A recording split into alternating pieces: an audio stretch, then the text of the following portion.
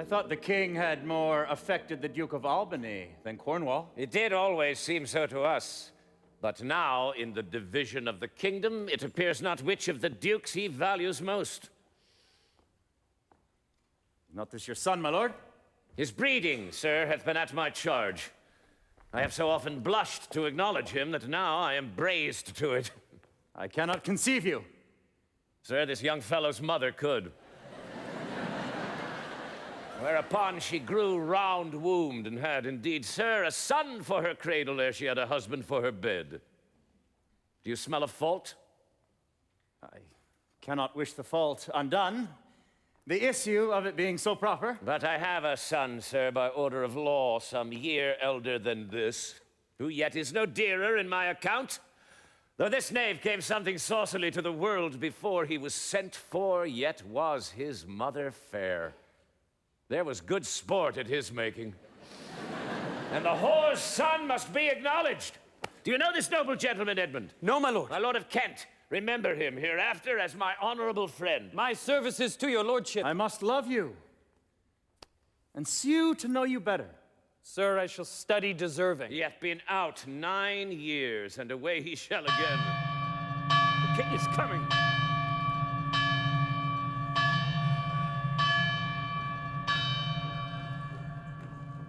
Attend the lords of France and Burgundy, Gloucester. I shall, my lord.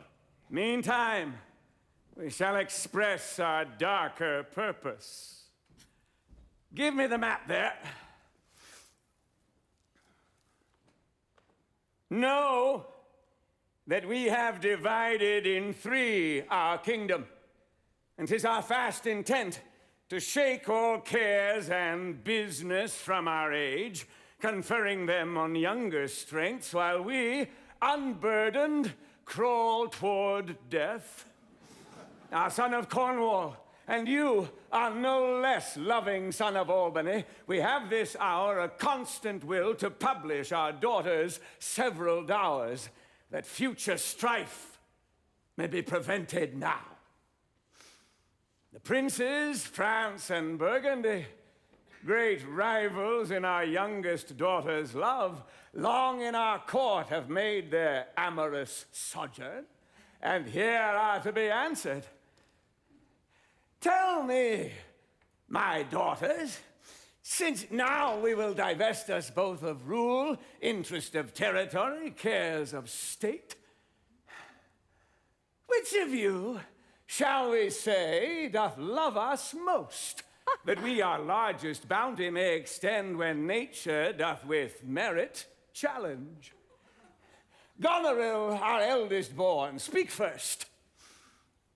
Sir, I do love you more than word can wield the matter. Dearer than eyesight, space, and liberty, beyond what can be valued, rich or rare, no less than life, with grace, health, beauty, honor, as much as child e'er loved or father found. A love that makes breath poor and speech unable. Beyond all manner of so much, I love you. What? Shall Cordelia speak? Love and be silent. Of all these bounds, even from this line to this, with shadowy forests and with plenteous rivers, we make thee lady. To thine and Albany's children be this perpetual. What says our second daughter, our dearest Regan, wife of Cornwall? Speak. Sir, I am made of that self-metal as my sister, and prize me at her worth. In my true heart, I find she names my very deed of love. Only she comes too short. That I profess myself an enemy to all other joys, which the most precious square of sense possesses, and find I am alone felicitate in your dear highness love. Then poor Cordelia, and yet not so, since I am sure my love's more ponderous than my tongue. To thee and thine, hereditary ever, remain this ample third of our fair kingdom, no less in space, validity, and pleasure than that conferred on Goneril. that now our joy, although our last and least, to whose young love the vines of France and milk of Burgundy strive to be interest, what can you say to draw a third more opulent than your sisters? Speak. Nothing, my lord. Nothing. Nothing. Nothing will come of nothing. Speak again. Unhappy that I am, I cannot heave my heart into my mouth. I love your majesty according to my bond, no more nor less. How, Cordelia? Mend your speech a little, lest you may mar your fortunes. Good my lord, you have begot me, bred me, loved me. I return those duties back as are right fit. Obey you, love you, and most honor you. Why have my sisters husbands if they say they love you all? Happily, when I shall wed, that lord whose hand must take my plight shall carry half my love with him, half my care and duty. Sure, I shall never marry like my sisters to love my father all. But goes thy heart with this? Aye, my good lord. So young and so untender? So young, my lord, and true. Let it be so. Thy truth, then, be thy dower. For by the sacred radiance of the sun, here I disclaim all my paternal care, propinquity, and property of blood, and as a stranger to my heart and me, hold thee from this forever, the barbarous Scythian. Nor he that makes his generation message to gorge his appetite shall to my bosom be as well neighbored, pitied, and relieved as thou, my sometime daughter. Good my liege. Peace, Kent! Come not between the dragon and his wrath. I loved her most, and thought to set my rest on her kind nursery, hence, and avoid my sight. So be my grave my peace, as here I give her father's heart from her. Call France. Who stirs? Call Burgundy. Cornwall and Albany. With my 2 daughters' dowers, digest this third. Let pride, which she calls plainness, marry her. I do invest you jointly with my power. Ourself, by monthly course, with reservation of 100 knights, by you to be sustained, shall our abode make with you by due turn. Only we shall retain the name and all the addition to a king, the sway, revenue, execution of the rest, beloved sons, be yours. Which to confirm this coroner part between you. Royal Lear, whom I have ever honored as my king, loved as my father, as my master, followed as my great patron, thought on in my prayers. The bow is bent and drawn, make from the shaft. Let it fall, rather, though the fork invade the region of my heart. Be Kent unmannerly when Lear is mad. What wouldst thou do, old man? To plainness, honor's bound when majesty falls to folly. Reserve thy state, and in thy best consideration check this hideous rashness. Answer my life, my judgment. Thy youngest daughter does not love thee least. Kent on thy life no more. My life I never held but as a pawn to wage against thine enemies, nor fear to lose it, thy safety being motive. Out of my sight! See, better Lear! And let me still remain the true blank of thine eye. Now by Apollo. Now by Apollo, king, thou swearest thy gods in vain. Oh, vassal, miscreant, Forbear. Kill thy physician, and the fee bestow upon the foul disease. Revoke thy gift, or whilst I can vent clamor from my throat, I'll tell thee thou dost evil. Hear me, recreant. On thine allegiance, hear me. 5 days we do allot thee for provision to shield thee from disasters of the world. And on the 6th, to turn thy hated back upon our kingdom. If on the next day following, thy banished trunk be found in our dominions, the moment is thy death. Away, by Jupiter, this shall not be revoked. Fare thee well, king. Since Thus thou wilt appear. Freedom lives hence, and banishment is here. The gods to their dear shelter take thee, maid, that justly thinks and has most rightly said. And your large speeches, may your deeds approve, that good effects may spring from words of love. Thus Kent, O princes, bids you all adieu. He'll shape his old course in a country new. Here's France and Burgundy. My noble lord.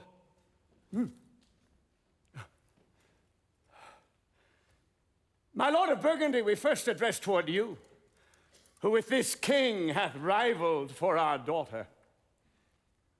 What in the least will you require in present dower with her, or cease your quest of love? Most royal majesty, I crave no more than hath your highness offered, nor will you tender less. Right, noble Burgundy, when she was dear to us, we did hold her so, but now her price is fallen.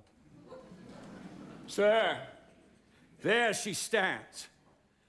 If aught within that little seeming substance, or all of it with our displeasure pieced, and nothing more may fitly like your grace, she's there, and she is yours.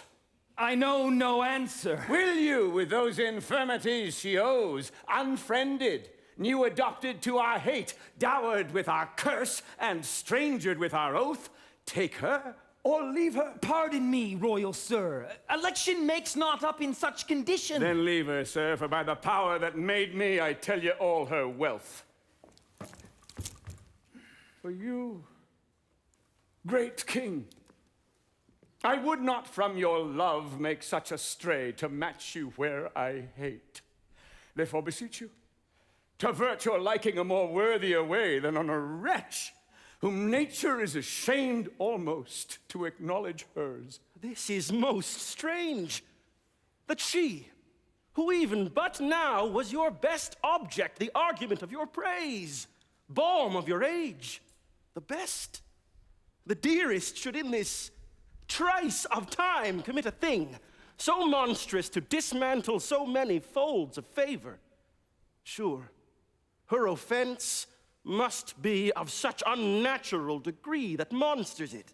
I yet beseech your majesty, if for I want that glib and oily art to speak and purpose not, since what I well intend, I'll do it before I speak, that you make known it is no vicious blot, murder or foulness that hath deprived me of your grace and favor, but even for want of that for which I am richer, a still soliciting eye, and such a tongue that I am glad I have not, though not to have it hath lost me in your liking. Better thou'dst not been born, than not to have pleased me better. Is it but this? A tardiness in nature? My lord of Burgundy, what say you to the lady? Will you have her? She is herself a dowry. Royal king, give but that portion which yourself proposed. And here I take Cordelia by the hand, Duchess of Burgundy. Nothing. I have sworn I am firm. I am sorry then you have so lost a father that you must lose a husband. Peace be with Burgundy, since that respect and fortunes are his love. I shall not be his wife. Fairest Cordelia, who art most rich, being poor, most choice forsaken, and most loved, despised, thee and thy virtues here I seize upon. Be it lawful, I take up what's cast away. Gods, 'tis strange that from their coldest neglect my love should kindle to inflamed respect.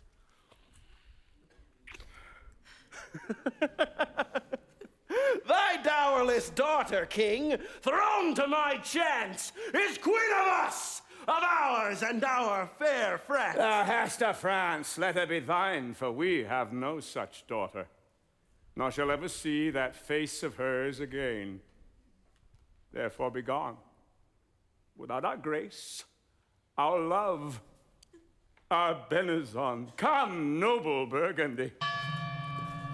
Bid farewell to your sisters.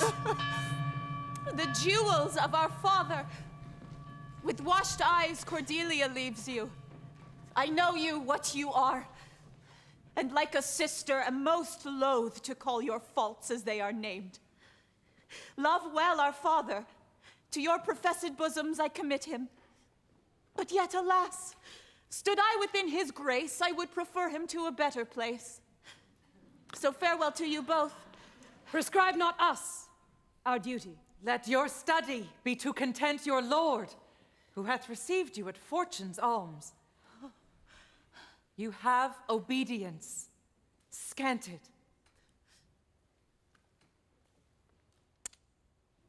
Well may you prosper. Come, my fair Cordelia.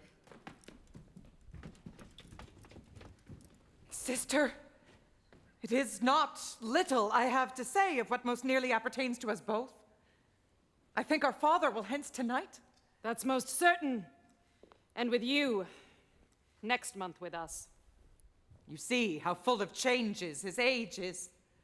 He always loved our sister most, and with what poor judgment he hath now cast her off, appears too grossly. 'Tis the infirmity of his age, yet he hath ever but slenderly known himself.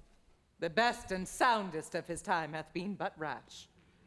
Now must we look to receive from his age the unruly waywardness that infirm and choleric years bring with them. Such unconstant starts I would like to have of him as this of Kent's banishment. Pray you, let us hit together. If our father carry authority with such disposition as he bears, this last surrender of his will but offend us. We shall think further of it. We must do something, and in the heat.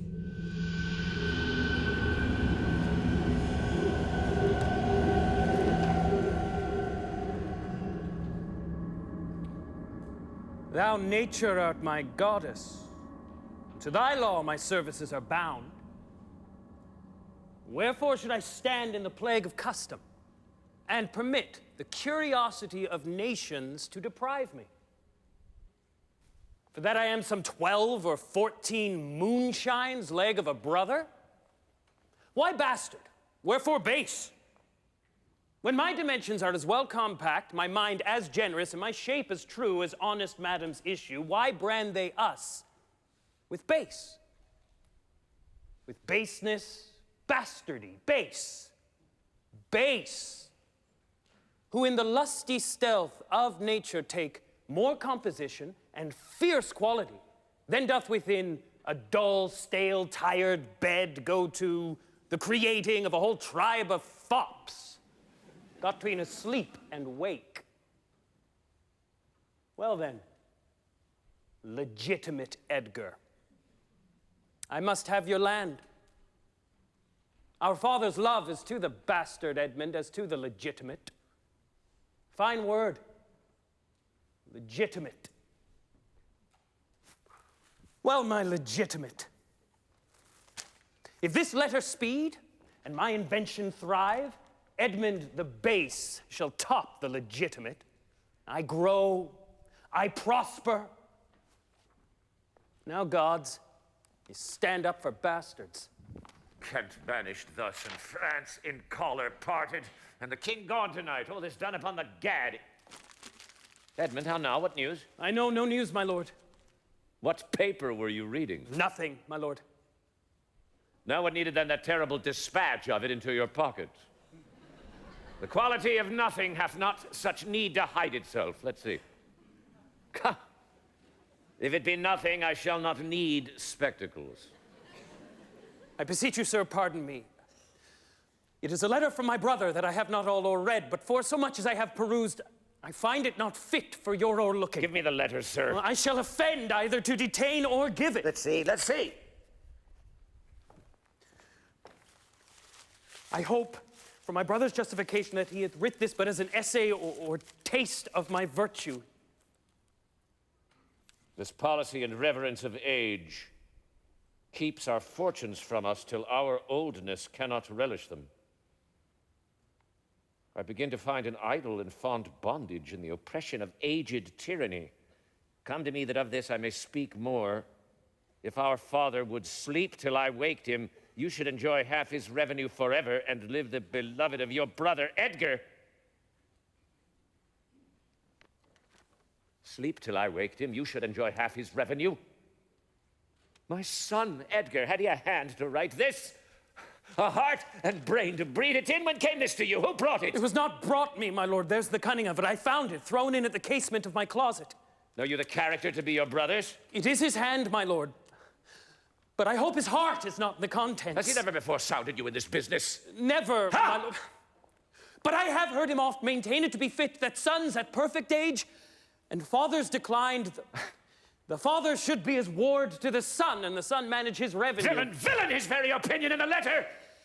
Unnatural, brutish villain, worse than brutish. Go, Sarah, seek him. I'll apprehend him. Abominable villain, where is he? I do not well know, my lord, please you. Suspend your indignation against my brother till you can derive from him better testimony of his intent.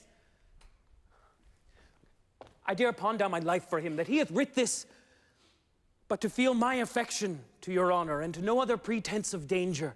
Think you so? If your honor judge it meet, I will place you where you shall hear us confer of this, and by an auricular assurance, have your satisfaction. He cannot be such a monster. Nor is not sure. To his father, that so tenderly and entirely loves him. Heaven and earth. Edmund, seek him out. I pray you, frame the business after your own wisdom. Shall seek him, sir, presently. His late eclipses of the sun and moon portend no good to us. Love cools, friendship falls off, brothers divide. In cities mutinies, in countries discord, in palaces treason.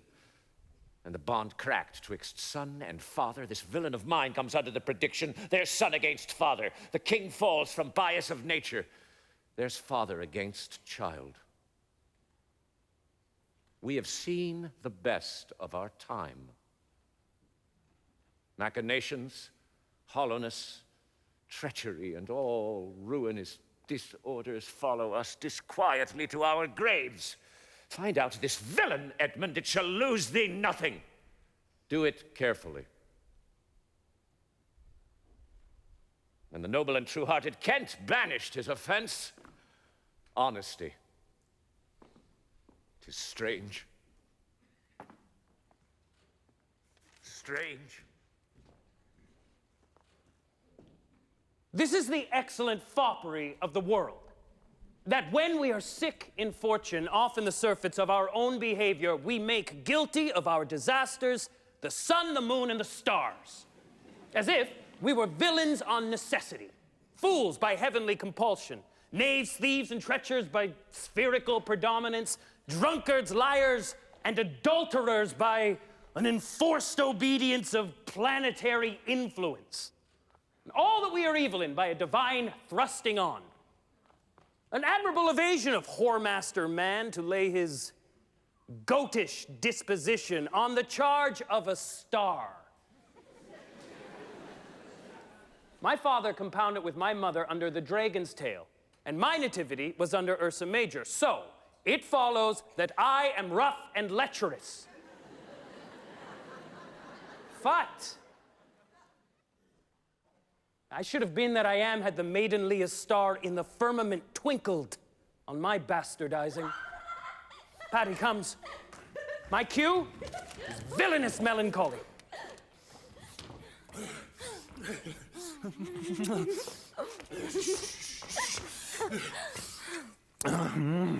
Brother. Come away. No, away!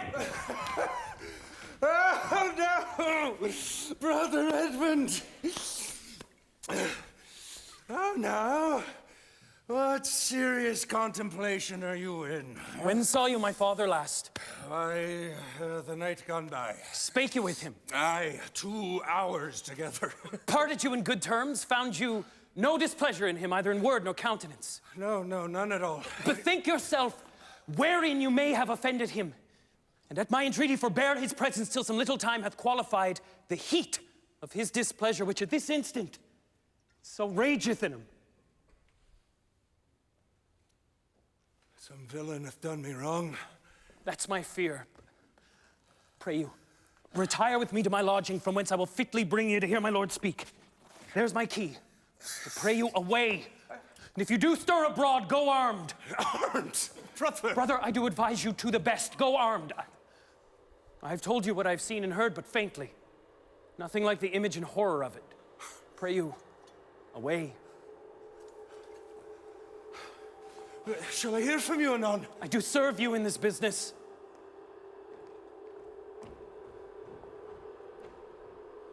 A credulous father and a brother on whose foolish honesty my practices ride easy. I see the business. Let me, if not by birth, have lands by wit. All with me's meet that I can fashion fit.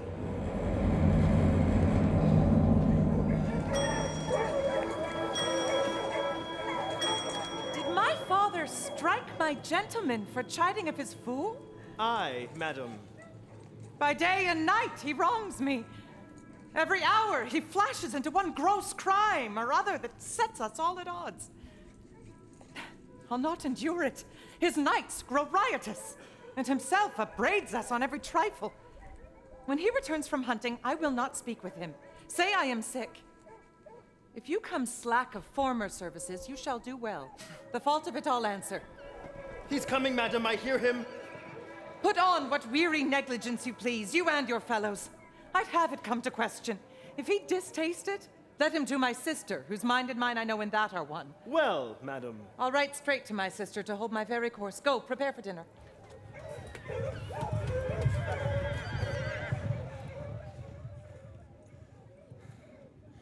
Now, banished Kent, if thou canst serve without us stand condemned, so may it come, thy master, whom thou lovest, shall find thee full of labors.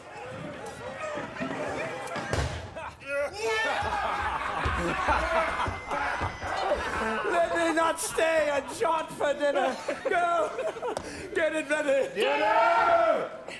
How now, what art thou? A man, sir. What dost thou profess? What wouldst thou with us? I do profess to be no less than I seem, to serve him, truly, that will put me in trust, to love him that is honest, to converse with him that is wise and says little, to fear judgment, to fight when I cannot choose, and to eat no fish. What art thou? A very honest-hearted fellow, sir, and as poor as the king. If thou beest as poor for a subject as he is for a king, thou'rt poor enough. What wouldst thou? Service. Who wouldst thou serve? You. Dost thou know me, fella? No, sir, but you have that in your countenance I would fain call master. What's that? Authority. What services canst thou do? I can keep honest counsel, ride, run, mar a curious tale in telling it, and deliver a plain message bluntly. That which ordinary men are fit for, I am qualified in. and the best of me is diligence. How old art thou? Not so young, sir, to love a woman for singing, nor so old to dote on her for anything. I have years on my back, 48. Follow me. Thou shalt serve me. If I like thee no worse after dinner, I will not part from thee yet. Dinner, ho, dinner! Dinner! Where's my knave, my fool? Go you, call hither my fool. You, sirrah, where's my daughter? So please you. What says the fellow there? Call the clophole back. Where's my fool, ho? I think the world's asleep. How now? Where's that mongrel? He says, my lord, your daughter is not well. Why came not the slave back to me when I called him? Sir, he answered me in the roundest manner he would not. He would not? My lord, I know not what the matter is, but to my judgment, your highness is not entertained with that ceremonious affection as you were wont. There's a great abatement of kindness, appears as well in the general dependence as in the duke himself also, and your daughter. Ah, so. I beseech you, pardon me, my lord, if I be mistaken. For my duty cannot be silent if I think your highness wrong. I have perceived a most faint neglect of late. I will look further into it. But where's my fool? I've not seen him this 2 days. Since my young lady's going into France, sir, the fool hath much pined away. No more of that. I've noted it well. Go you and tell my daughter I would speak with her. Go you, call hither my fool. You, sir, you. Come you hither, sir. Who am I, sir? My lady's father. My lady's father? My lord's knave? You whoresome dog. You slave, you cur. I am none of these, my lord. I beseech your pardon. Do you bandy looks with me, you rascal? I'll not be strucken, my lord. No trip neither, you base football player? I'll teach you differences. Have you wisdom? My friendly neighbor, thank thee. There's earnest of thy service. Let me hire him too. Hey! Here's my coxcomb. How now, my pretty knave? How dost thou? Sirrah, you were best take my coxcomb. Why, fool? Why? For taking one's part that's out of favor. Nay, and thou canst not smile as the wind sits. Thou catch cold shortly. There, take my coxcomb. Why, this fellow has banished 2 of his daughters, and did the 3rd a blessing against his will. If thou follow him, thou must needs wear my coxcomb. Well, how now? Nuncle? Would I had 2 coxcombs and 2 daughters. Why, my boy? If I gave them all my living, I'd keep my coxcombs myself. There's mine. Beg another of thy daughters. Take heed, sirrah. The whip. Truth's a dog that must to kennel. He must be whipped out when the Lady Brack may stand by the fire and stink. A pestilent gall to me. Sirrah, I'll teach thee a speech. Mark it, nuncle. Have more than thou showest. Speak less than thou knowest. Lend less than thou owest. Learn more than thou trowest. Leave thy drink and thy whore, and keep in a door, and thou shalt have more than 2 tens to a score. This is nothing, fool. Then 'tis like the breath of an unfeed lawyer. You gave me nothing for it. Can you make no use of nothing, uncle? Why, no, boy. Nothing can be made out of nothing. Prithee, tell him. So much the rent of his land comes to. He will not believe a fool. A bitter fool. Dost thou know the difference, my boy, between a bitter fool and a sweet one? No, lad. Teach me. That lord that counseled thee to give away thy land, come place him here by me. Oh, do thou for him stand. The sweet and bitter fool will presently appear.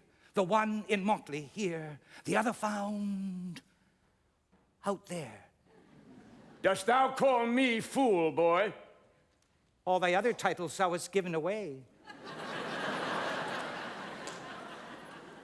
That thou wast born with. This is not altogether fool, my lord. No, faith. Lords and great men will not let me have all the fool to myself. They'll be snatching.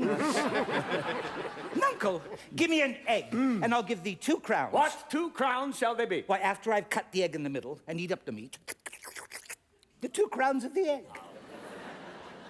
Thou hast little wit in thy bold crown when thou gavest thy golden one away. Fools had ne'er less grace in a year, for wise men are grown foppish, and know not how their wits do wear. Their manners are so apish. When were you wont to be so full of songs, sirrah? I have used it, nuncle, ever since thou madest thy daughters thy mothers.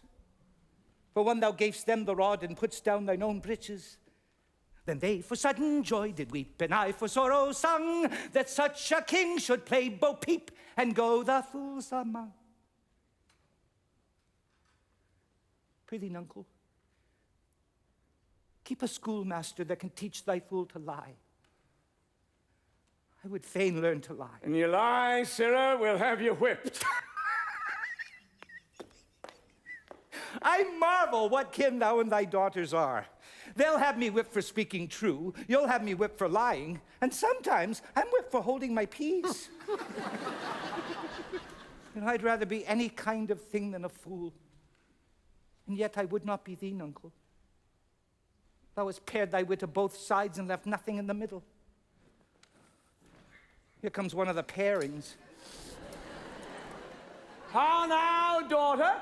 What makes that frontlet on? Methinks you are too much of late at a frown. Thou wast a pretty fellow when thou hadst no need to care for her frowning.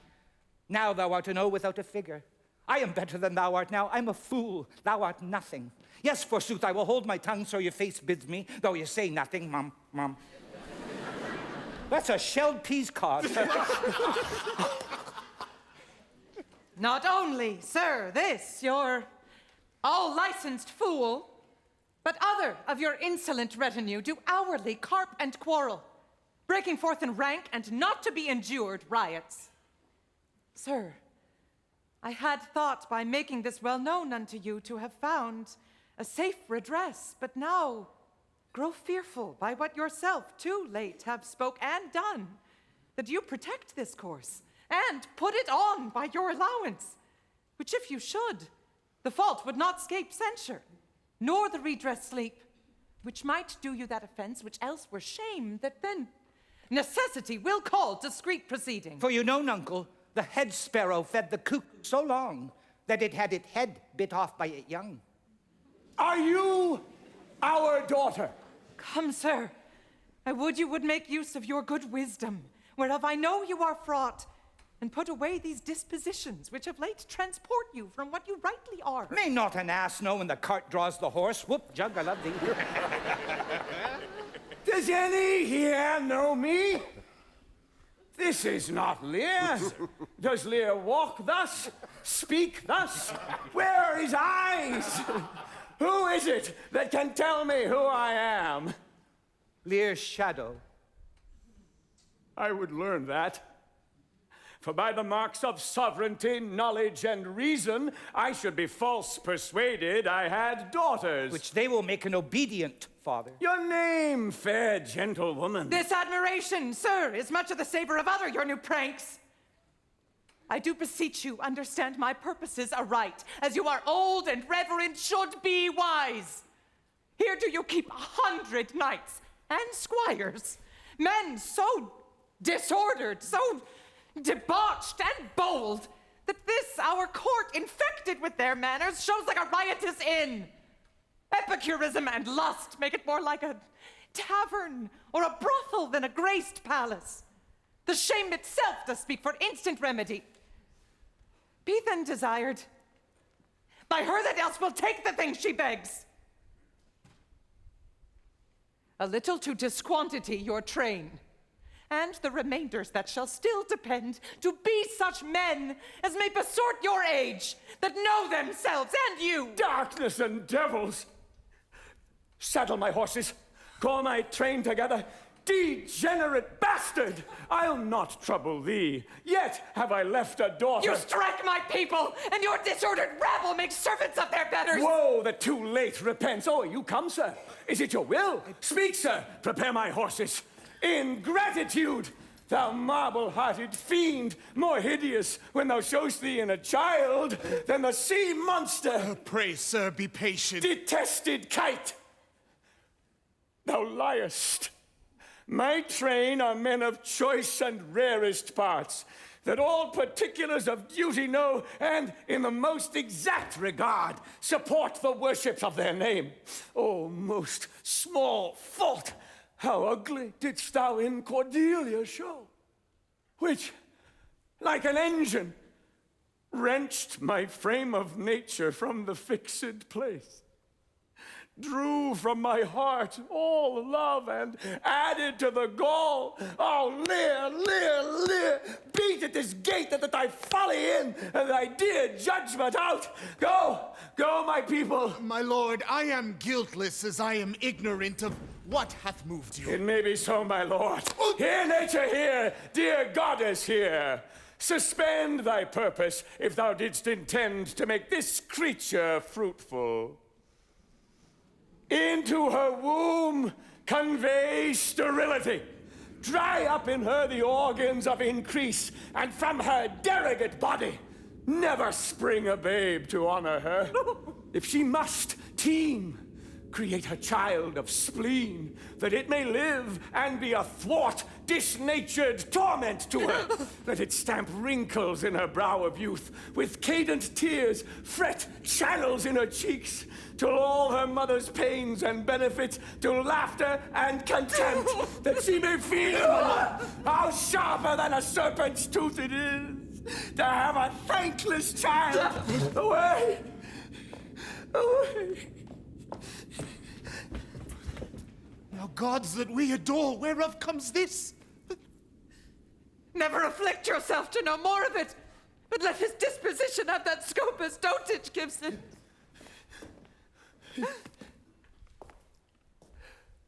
What? 50 of my followers at a clap within a fortnight? What's the matter, sir? I'll tell thee. Life and death, I am ashamed that thou hast power to shake my manhood thus with these hot tears. Old fond eyes, beweep this cause again, I'll pluck you out. Yea, is it come to this? No. I have another daughter, who I am sure is kind and comfortable. When she shall hear this of thee, with her nails she'll flay thy wolvish visage. Thou shalt find that I'll resume the shape which thou dost think I have cast off forever. Thou shalt, I warrant thee. Do you mark that, my lord? I cannot be so partial, Goneril. To the great love I bear you, and... Are you content? What Oswald ho? This man hath had good counsel. 100 knights, 'tis politic and safe to let him keep at point. 100 knights, yes. That on every dream, each buzz, each fancy, complaint, dislike, he may enguard his dotage with their powers and hold our lives at mercy. But Oswald, I say... Well, you may fear too far. Safer than trust too far. I know his heart. What he hath uttered have I writ my sister, if she sustain him in his 100 nights when I have showed the unfitness. Here, madam. What, have you writ that letter to my sister? Aye, madam. Take you some company and away to horse. Inform her full of my particular fear, and thereto add such reasons of your own as may compact it more. Get you gone, and hasten your return. No, no, my lord, this milky gentleness and course of yours, though I condemn not, yet under pardon you are much more tasked for want of wisdom than praised for harmful mildness. How far your eyes may pierce, I cannot tell. Striving to better, oft we mar what's well. Nathan. Well, the event.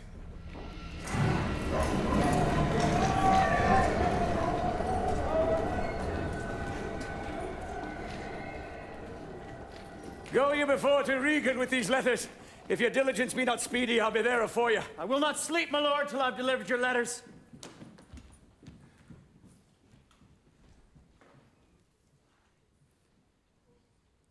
If a man's brains were in his heels, we're not in danger of kibes. Aye, boy. Well, then I prithee be merry. Thy wit shall not go slipshod. Ha, ha, ha. Shalt see thy other daughter will use thee kindly. For though she's as like this as a crab's like an apple, yet I can tell what I can tell. What canst tell, boy? She will taste as like this as a crab does to a crab. Thou canst not tell why one's nose stands in the middle of one's face. No. Why, to keep one's eyes on either side's nose. That what a man cannot smell out, he may spy into. I did her wrong. Canst tell how an oyster makes his shell? No. Nor I neither. But I know why a snail has a house. Why? Why, to put its head in, not to give it away to his daughters and leave his horns without a case. I will forget my nature. So kind a father. Be my horses ready? Thy asses are gone about him. The reason why the 7 stars are no more than 7 is a pretty reason. Because they are not 8. Yes, indeed. Thou wouldst make a good fool. To take it again, perforce. Monster ingratitude. If thou wert my fool, nuncle, I'd have thee beaten for being old before thy time. How's that? Thou shouldst not have been old till thou hadst been wise.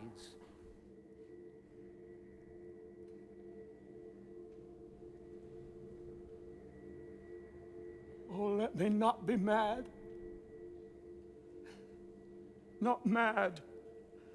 Sweet heaven, keep me in temper. I would not be mad. Now, are the horses ready? Ready, my lord. Come, boy.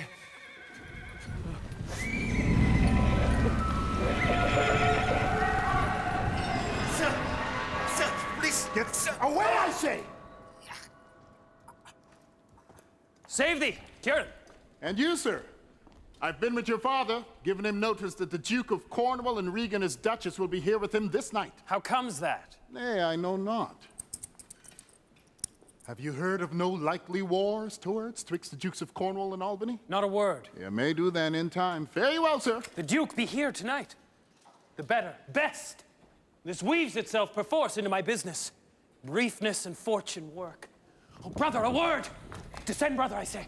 When my father watches, oh, sir, fly this place. Intelligence is given where you are hid. You have now the good advantage of the night. Have you not spoken against the Duke of Cornwall? He's coming hither now in the night, in the haste, and Regan with him. Have you nothing said upon his party against the Duke of Albany? Advise yourself! I'm sorry, it's not a word. I hear my father coming. Pardon me, in cunning I must draw my sword on you. Seem to defend yourself. Draw! Yield! Come before my father! Lie ho here! Brother!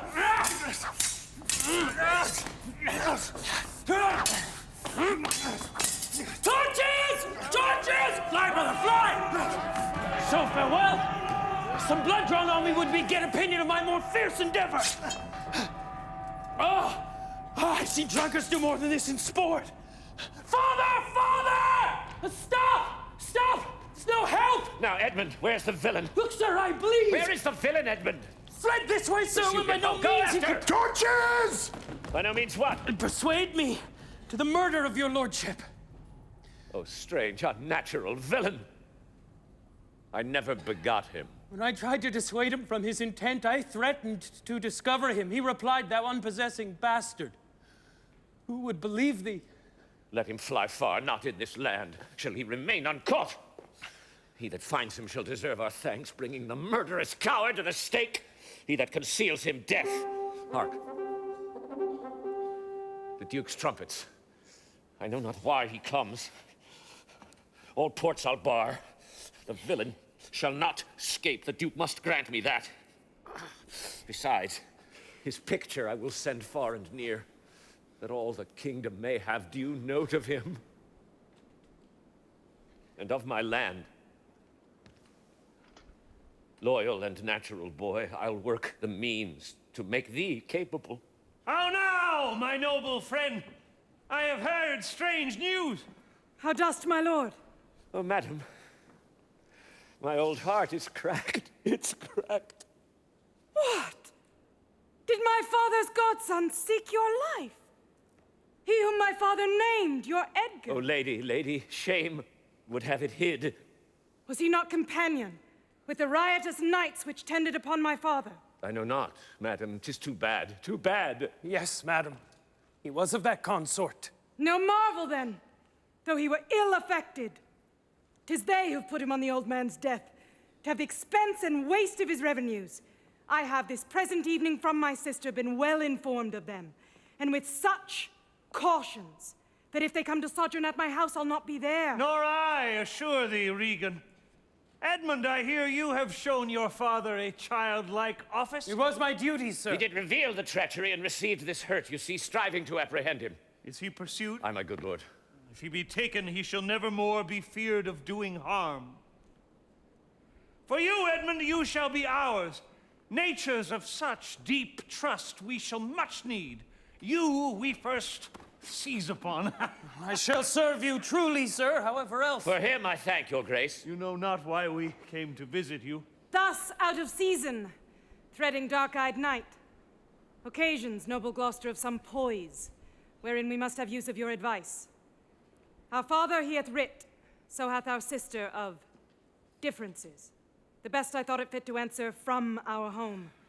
Our good old friend, lay comforts to your bosom and bestow your needful counsel to our business. I serve you, madam. Your grace is our right welcome. Edgar! Edgar!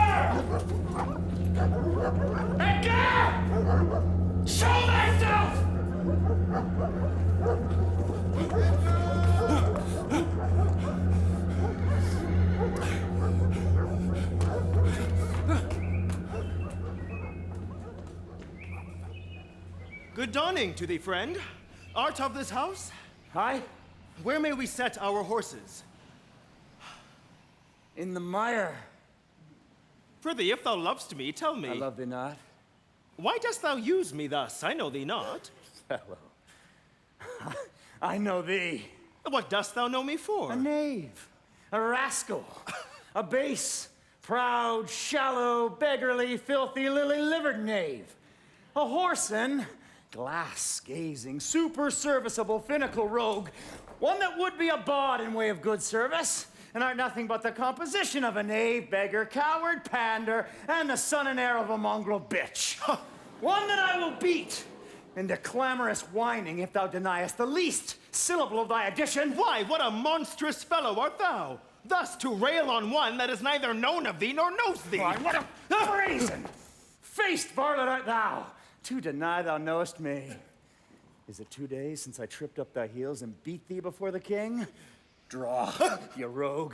For though it be night, oh, the moon shines. I'll make a sop of the moonshine, ya. Draw. You whoreson, cullionly, barber-monger, draw! Away! I have nothing to do with thee. Oh, you rascal. You come with letters against the king. Draw! Also, carbonado your shanks. Help! Oh, murder! Help! Strike, slave! You stab! You need slave! Strike!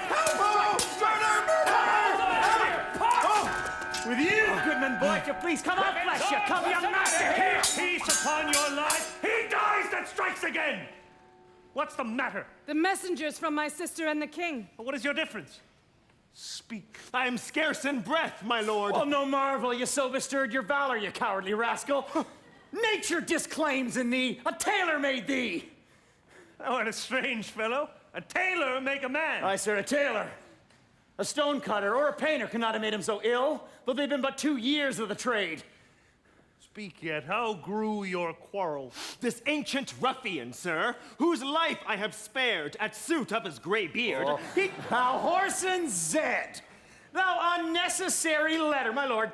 If you'll give me leave, I'll tread this unbolted villain into a mortar and daub the walls of an outhouse with him. Spare my gray beard, you wagtail! Peace, sirrah.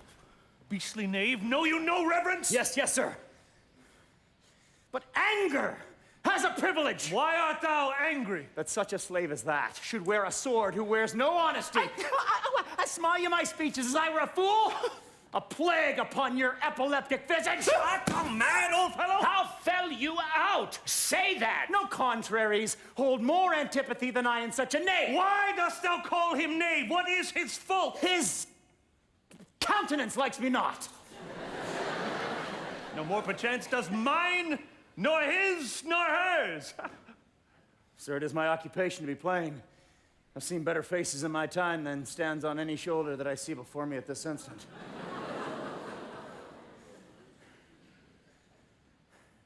This is some fellow who, having been praised for bluntness, doth affect a saucy roughness. He cannot flatter, he must speak truth. Sir, in good faith, in sincere verity, under the allowance of your great aspect. What means by this? To go out of my accent, which you discommend so much. I know, sir, I am no flatterer. What was the offense you gave him? I never gave him any. It pleased the king, his master, very late, to strike at me upon his misconstruction, when he, flattering his displeasure, tripped me behind. Being down, insulted, railed, and put upon him such a deal of man that worthied him, got praises of the king. Fetch forth the stocks. You stubborn ancient knave, you reverend braggart.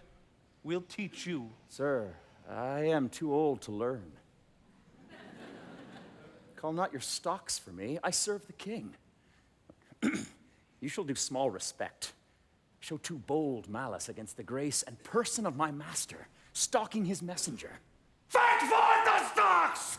As I have life and honor, there he shall sit till noon! Till noon? Till night, my lord, and all night too. Madam, if I were your father's dog, you should not use me so. Sir, being his knave, I will.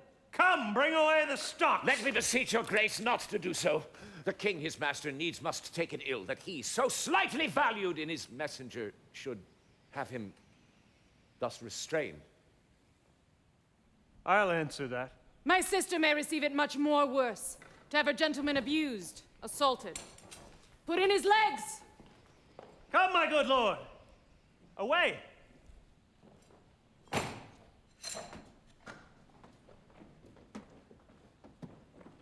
Ha!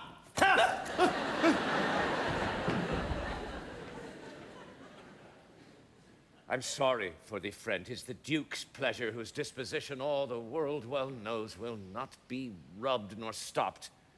I'll entreat for thee. Oh, no, pray you do not, sir.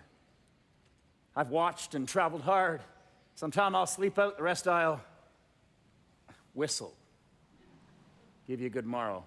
The Duke's to blame in this, 'twill be ill taken.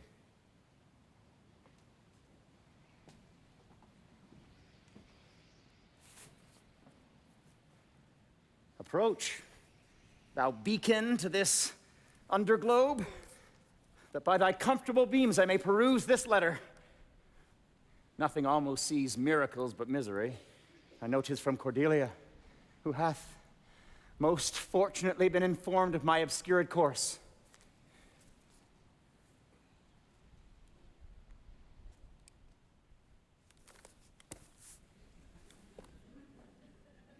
I shall find time from this monstrous state to give losses their remedies.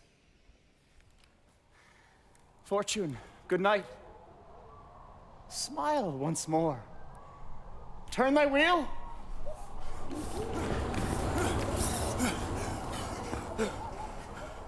I heard myself proclaimed, and by the happy hollow of a tree escaped the hunt. No port is free, no place that guard and most unusual vigilance does not attend my taking. Whilst I may escape, I will preserve myself, and am bethought to take the basest and most poorest shape that ever penury and contempt of man brought near to beast. My face, I'll grime with filth. I'll blanket my loins. I'll elf all my hair in knots, and with presented nakedness outface the winds and persecutions of the sky. For the country gives me proof and precedent of bedlam beggars, who with roaring voices strike in their numbed and mortified bare arms pins, wooden pricks, nails, sprigs of rosemary.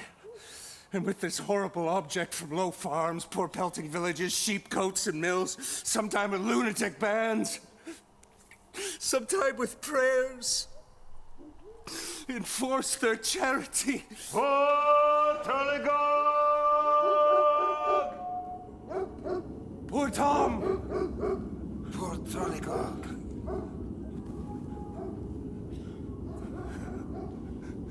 Poor Tom. That's something yet. Edgar, I nothing am.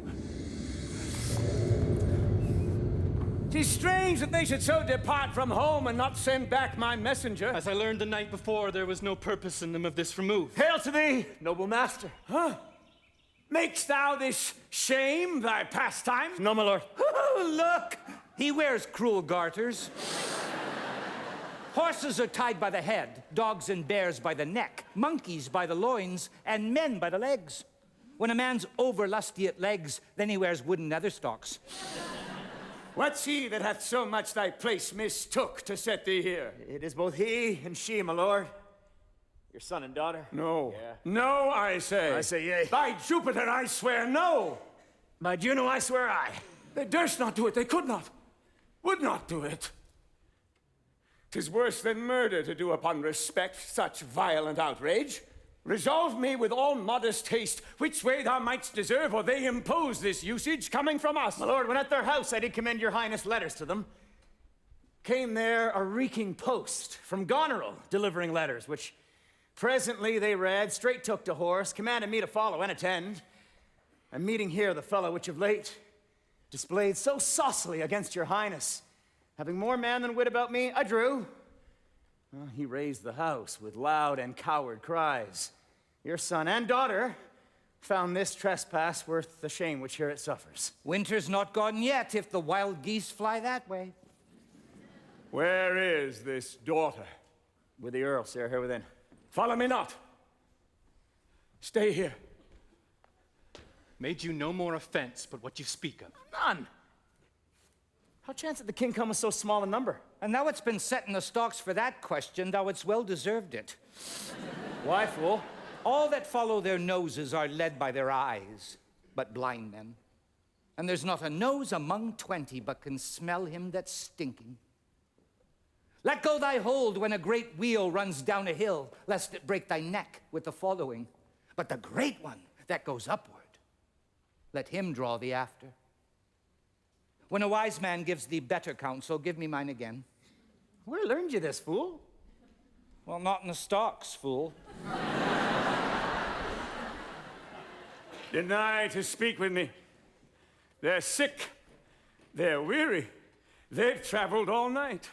Fetch me a better answer. My dear lord, you know the fiery quality of the Duke, how unremovable and fixed he is in his own course. Vengeance, plague, death, confusion, fiery. What quality? Why, Gloucester.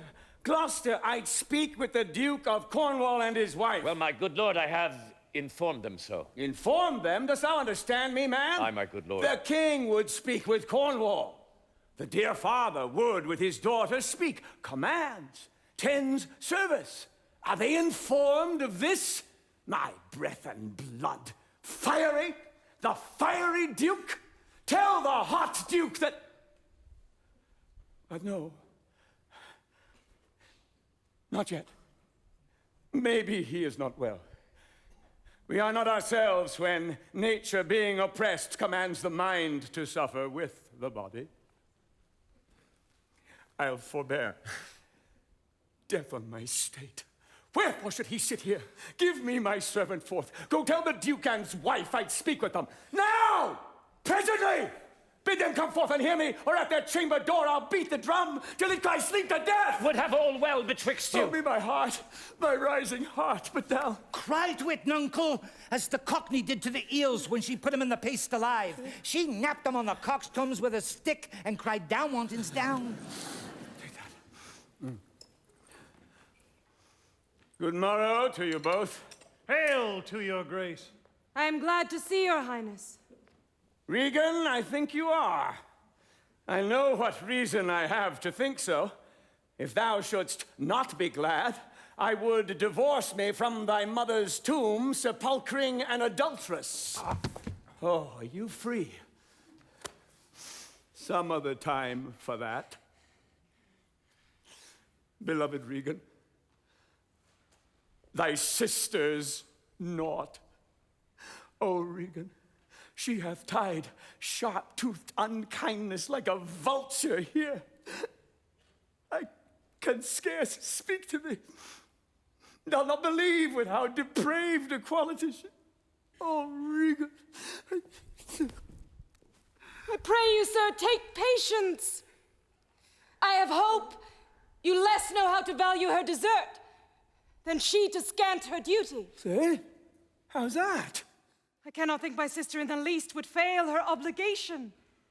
If, sir, perchance she have restrained the riots of your followers, 'tis on such ground and to such wholesome end as clears her from all blame. My curses on her! Oh, sir, you are old. Nature in you stands on the very verge of her confine. You should be ruled and led by some discretion that discerns your state better than you yourself. Therefore I pray you that to our sister you do make return. Say you have wronged her. Ask her forgiveness. Do you but mark how this becomes the house? Dear daughter, I confess I am old. Age is unnecessary. And on my knees I beg that you'll vouchsafe me raiment, bed, and food. So these are unsightly tricks. Return you to my sister. Never, Regan! She hath abated me of half my train, looked black upon me, struck me with her tongue most serpent-like upon the very heart. all the stored vengeances of heaven fall on her ingrateful top. Strike her young bones, you taking airs with lameness. Fie, sir, fie! You nimble lightnings, dart your blinding flames into her scornful eyes. Infect her beauty, you fen-sucked fogs, drawn by the powerful sun to fall and blister. Oh, the blessed gods, so will you wish on me when the rash mood is on? No, Regan, thou shalt never have my curse. Thy tender-hefted nature shall not give thee o'er to harshness. Her eyes are fierce, but thine do comfort and not burn. 'Tis not in thee to grudge my pleasures, to cut off my train, to bandy hasty words, to scant my sizes. Thy half of the kingdom thou hast not forgot, wherein I thee endowed. Good sir, to the purpose. Who put my man in the stocks? What trumpet's that? My sisters, I note. This approves her letter. She would soon be here. Is your lady come? This is a slave whose easy borrowed pride dwells in the fickle grace of her he follows. Out, varlet, from my sight! What means your grace? Who stalked my servant, Regan? I have good hope thou didst not know on it. Who comes here? Oh, heavens, if you do love old men, if your sweet sway allow obedience, if you yourselves are old, make it your cause. Send down and take my part. Art not ashamed to look upon this beard? Oh, Regan, will you take her by the hand? Why not by the hand, sir? How have I offended? All's not offense that indiscretion finds and dotage turbid. Oh, sides, you are too tough. Will you yet hold? How came my man in the stocks? I set him there, sir. But his own disorders deserved much less advancement. You, did you? Pray you, father, being weak, seems so. If to the expiration of your month you will return and sojourn with my sister, dismissing half your train, come then to me. I am now from home and out of all provision. Return to her, and 50 men dismissed? No. Rather, I abjure all roofs and choose to wage against the enmity of the air, to be a comrade with the wolf and owl, necessity's sharp pinch. Return with her. Persuade me rather to be slave and sumpter to this detested groom. At your choice, sir. I prithee, daughter, do not make me mad. I will not trouble thee, my child. Farewell. We'll no more meet, no more see one another. But yet, thou art my flesh, my blood, my daughter. Or rather a disease that's in my flesh, which I must needs call mine. Thou art a boil, a plague sore, or embossed carbuncle in my corrupted blood, but I'll not chide thee. Mend when thou canst. Be better at thy leisure. I can be patient. I can stay with Regan. I and my 100 knights. Not altogether so. I looked not for you yet, nor am provided for your fit welcome. Give ear, sir, to my sister. For those that mingle reason with your passion must be content to think you old. She knows what she does. Is this well spoken? I dare avouch it, sir. What? 50 followers? Is it not well? What should you need of more? Yea, you're so many. Sit that both charge and danger speak in so great a number. How, in one house, can many people under 2 commands hold amity? 'Tis hard, almost impossible. Why might not you, my lord, receive attendance from those that she calls servants, or from mine? Why not, my lord? If then they chance to slack ye, we could control them. If you will come to me, for now I spy a danger. I entreat you to bring but 5 and 20.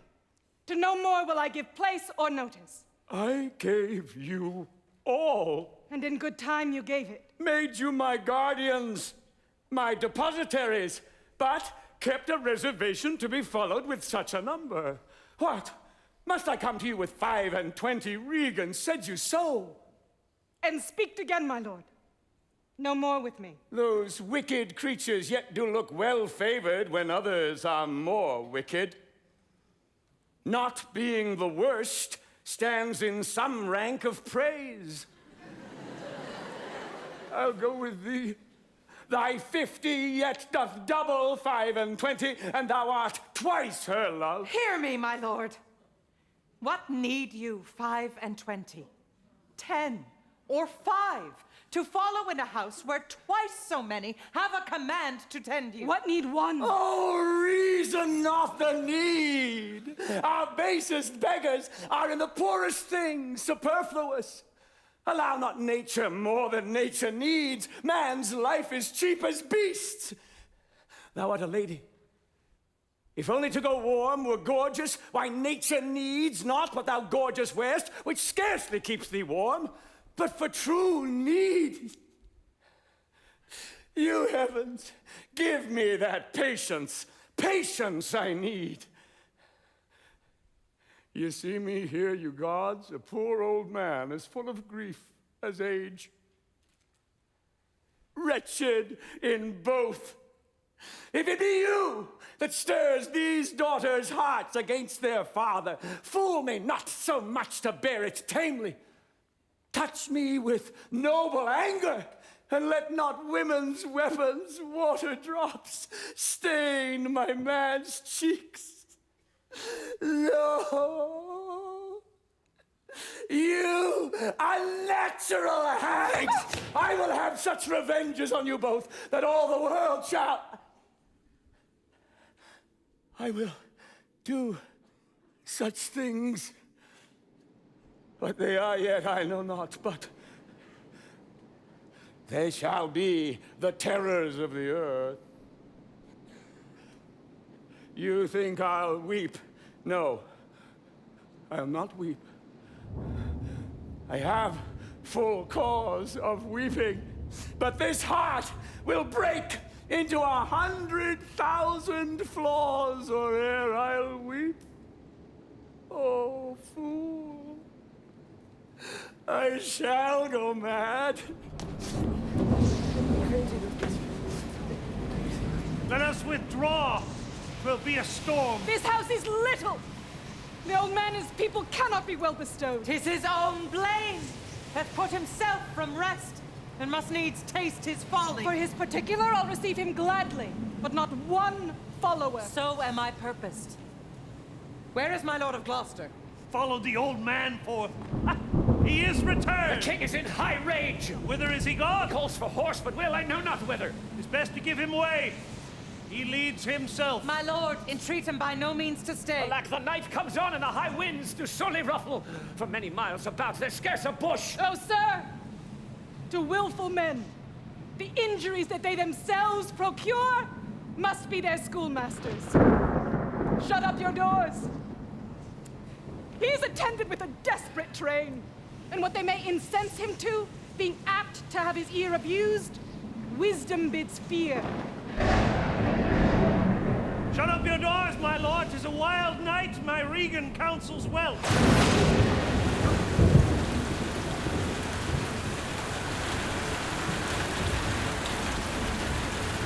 Come out of the storm!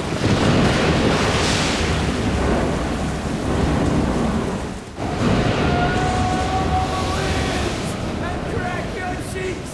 Rage, blow! You cataracts and hurricanes, spout! Till you've drenched our steeples, drowned the cocks! You sulphurous and forth-executing fire, vaunt couriers of oak-cleaving thunderbolts, singe my white hair! Thou, all-shaking thunder, strike flat the thick rotundity of the world! Crack nature's molds, all Germans spill at once, that make ingrateful man! Oh, uncle! Court holy water in a dry house is better than this rainwater out of doors. Good uncle, in and ask thy daughter's blessing. Here's a night pities neither wise men nor fools. Rumble, thy bellyful! Spit fire! Spout rain! The rain, wind, thunder, fire are my daughters. I tax not you, you elements, with unkindness. I never gave you kingdom, called you children. You owe me no subscription. Why then, let fall your horrible pleasure.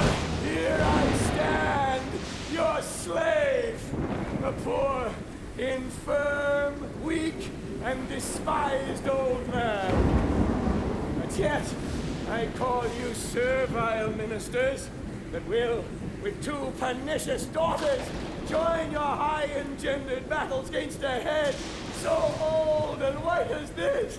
Oh, 'tis foul!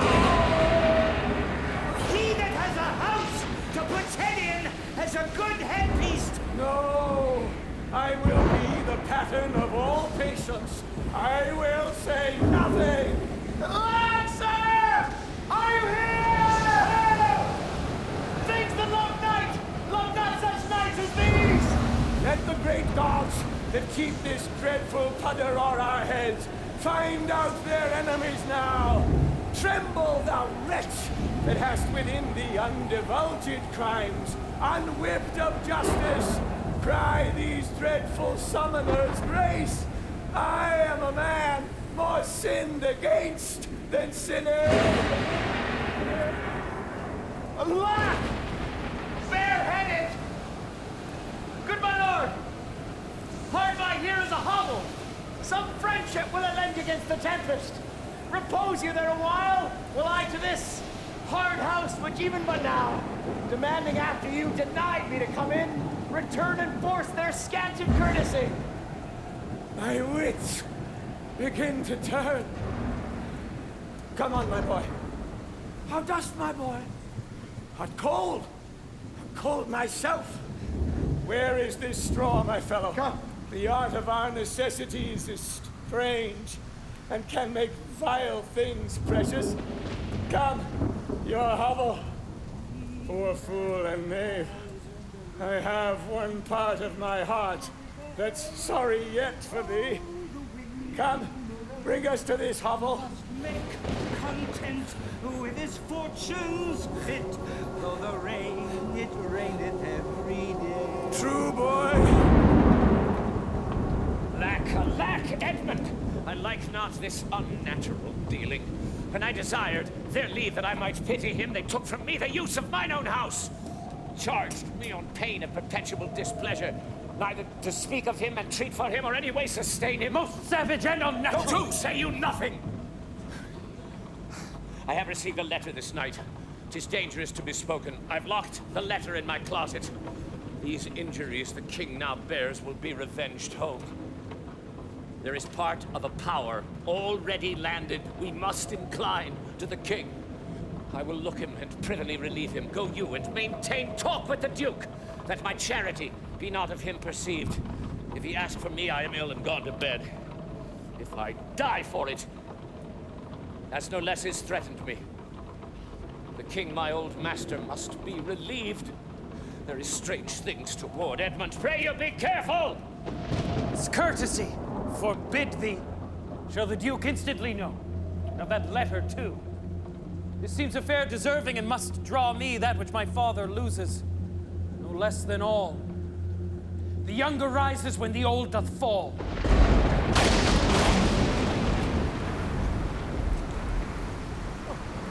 Here's the place, my lord!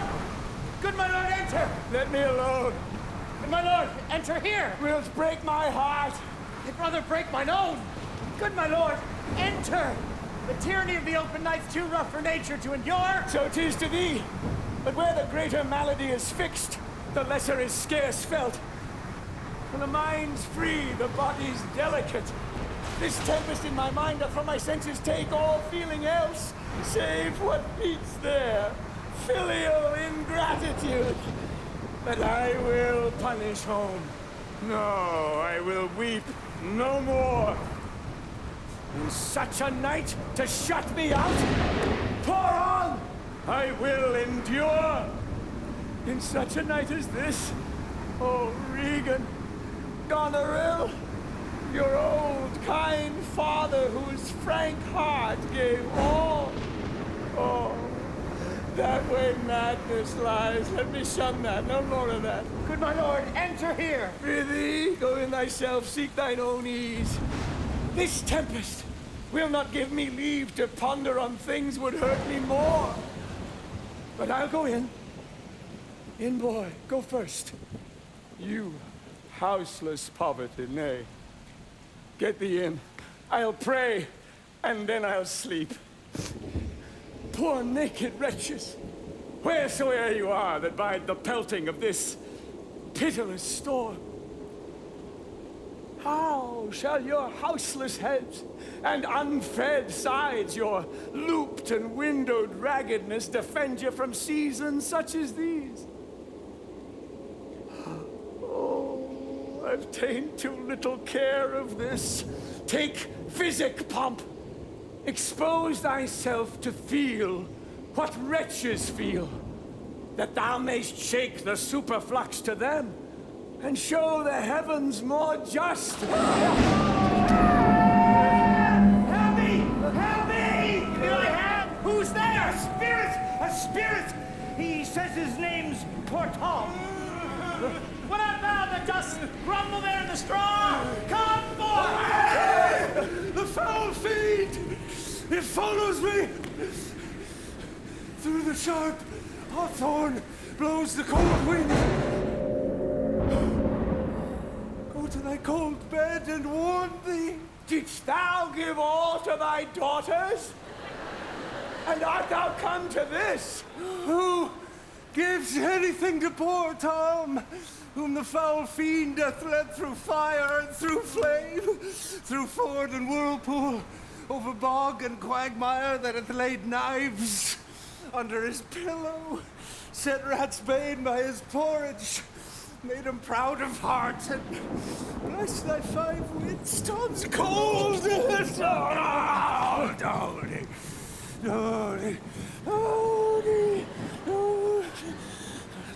Do poor Tom some charity, whom the foul fiend vexes, and there can I have him, and there again, and there. Have his daughters brought him to this pass?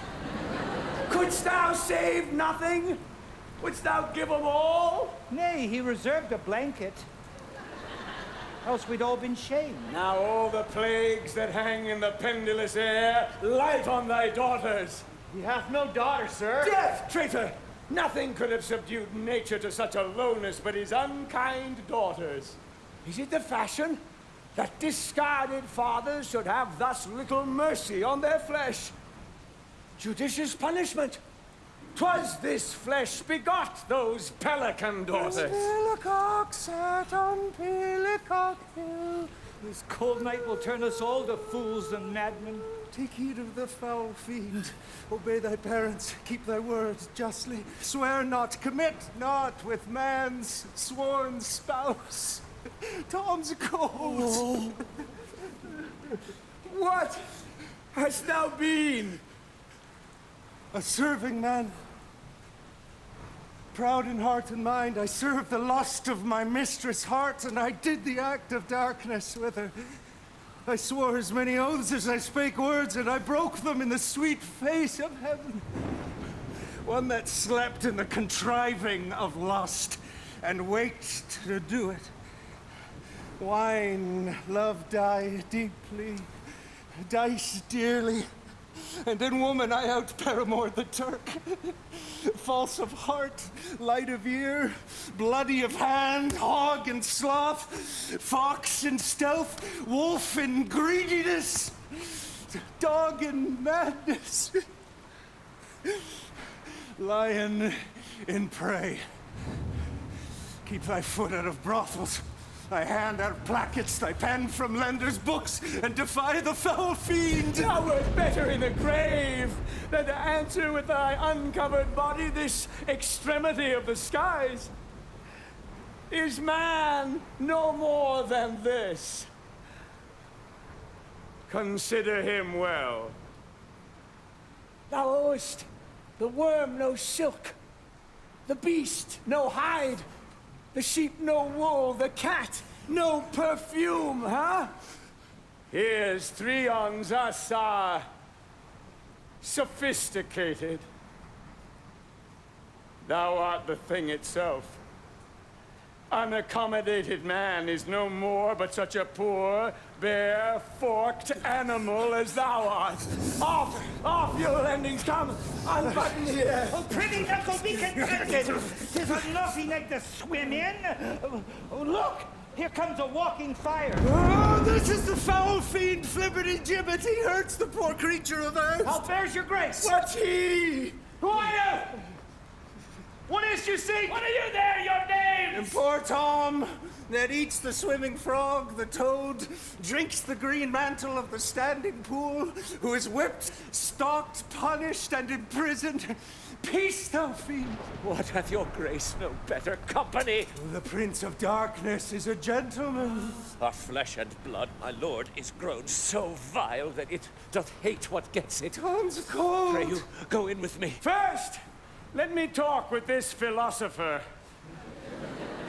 What is the cause of thunder? Good my lord, take his offer. Go into the house. I'll talk a word with this same learned Theban. What is your study? How to prevent the fiend and to kill vermin.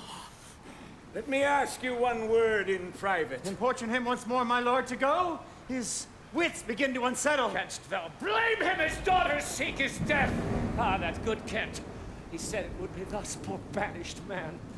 Thou sayest the king grows mad. I tell thee, friend, I am almost mad myself. If I had a son, now outlawed from my blood, he sought my life.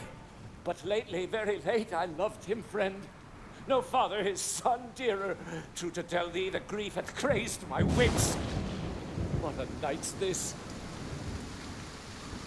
I do beseech your grace. Oh, cry you mercy, sir. Noble philosopher, your company. Tom's a cold. It's a fellow there. Keep thee warm. Come, let's in all. This way, my lord. Him I will keep still with my philosopher. Good my lord, soothe them. Let him take the fellow. Take you him on. Come on, Sarah. Come along with us. Good Athenian. No words.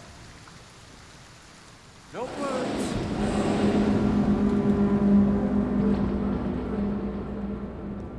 I will have my revenge ere I depart his house. This is the letter which he spoke of, which approves them an intelligent party to the invasion by France. That this treason were not, or not I, the detector. Go with me to the Duchess. If the matter of this paper be certain, you have mighty business at hand. True or false, it hath made thee Earl of Gloucester. Here is better than the open air. Take it thankfully. I will piece out the comfort with what addition I can. All the power of his wits have given way to his impatience. I will not be long from you. The gods reward your kindness. Nero is an angler in the lake of darkness. Pray, innocent, beware the foul fiend. To have 1,000 with red, burning spits come hissing in upon them. Oh, the foul fiend bites my back. Shall be done. I will arraign them straight. Come, sit here, most learned justicer. Thou, sapient sir, sit here. No, you she-foxes. Look where she stands and glares. How fares your grace? Stand you not so amazed. Will you lie down and rest upon the cushions? I'll see their trial first. Bring in their evidence. Thou robed man of justice, take thy place. And thou, his yoke fellow of equity, bench by his side. You are of the commission. Sit you too. Let us deal justly. Arraign her first. 'Tis Goneril. I here take my oath before this honorable assembly. She kicked the poor king, her father. Come hither, gentlewoman. Is your name Goneril? She cannot deny it. Oh, cry mercy, I took you for a joint stool. And there's another whose warped looks proclaim what store her heart is made on. Oh, stop it there! Arms! Arms! Sword! Fire! Corruption in the place! Thou false justicer, why hast thou let us escape? Bless thy 5 wits! Oh, pity, sir. Where is the patience now that you so oft have boasted to retain? The little dogs and all, Tray, Blanche, and Sweetheart, see, they bark at me. Tom will throw his head at them. Avaunt, you curs! Then let them anatomize Regan. See what breeds about her heart. Is there any cause in nature that makes these hard hearts? You, sir, I entertain for one of my 100, only I do not like the fashion of your garments. You will say they are Persian, but let them be changed. Come, sir. Huh? Lie down and rest a while. Make no noise. Make no noise. Draw the curtains. So. We'll go to supper in the morning. And I'll go to bed at noon. Where is the king, my master? He's here, my lord. Trouble him not. His wits are gone. Good friend, I have o'erheard a plot of death upon him. There is a litter ready, lay him in and drive toward Dover. Friend, take up thy master! If thou shouldst dally half an hour, his life with thine, and all that offer to defend him stand in assured loss. Oppressed nature sleeps. This rest might yet have balmed thy broken sinews. Come, my lord. My lord, come. Help to bear thy master. Thou must not stay behind. Come away!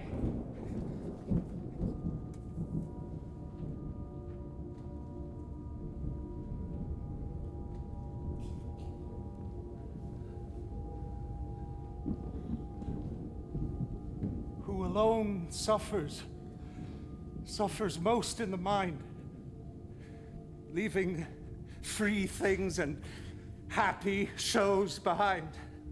But the mind much sufferance doth o'erskip when grief hath mates and fellowship.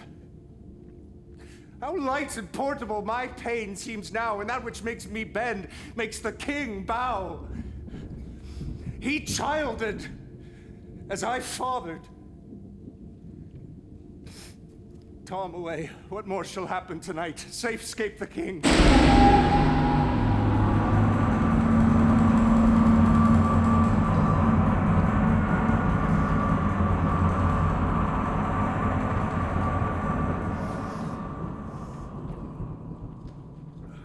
Post speedily to my lord your husband. Show him this letter. The army of France is landed. Seek out the traitor, Gloucester. Hang him instantly! Pluck out his eyes! Leave him to my displeasure. Edmund, keep you our sister company. The revenges we are bound to take upon your traitorous father are not fit for your beholding. Advise the Duke to a most warlike preparation, we are bound to the like. Our posts shall be swift and intelligent betwixt us. Farewell, dear sister. Farewell, my lord of Gloucester. How now, where's the king? My lord of Gloucester hath conveyed him hence. Some 5 or 6 and 30 of his knights are gone with him toward Dover, where they boast to have well-armed friends. Get horses for your mistress. Farewell, sweet lord and sister. Edmund, farewell! Go.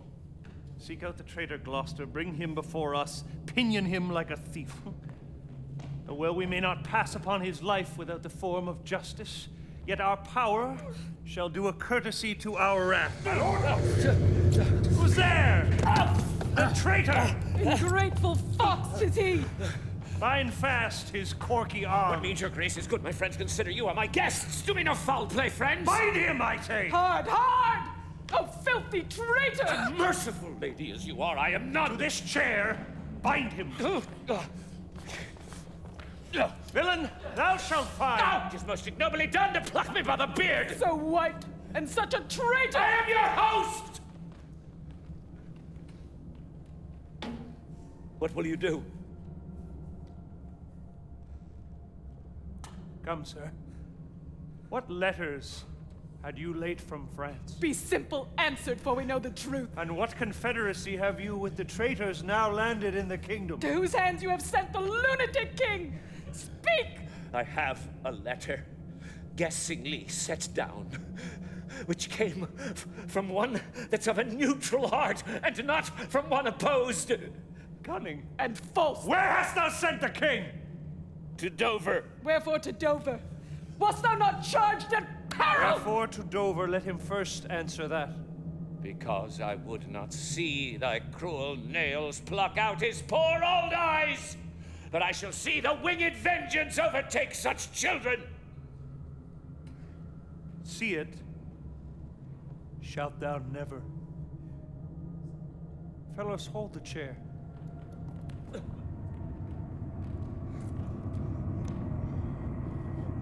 On these eyes of thine will I set my foot.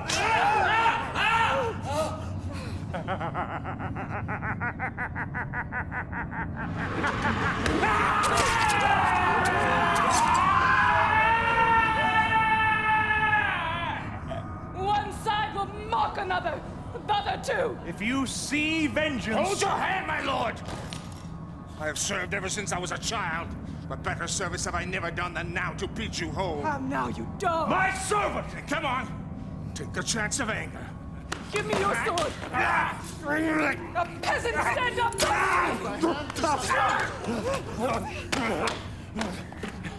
Out! Vile jelly!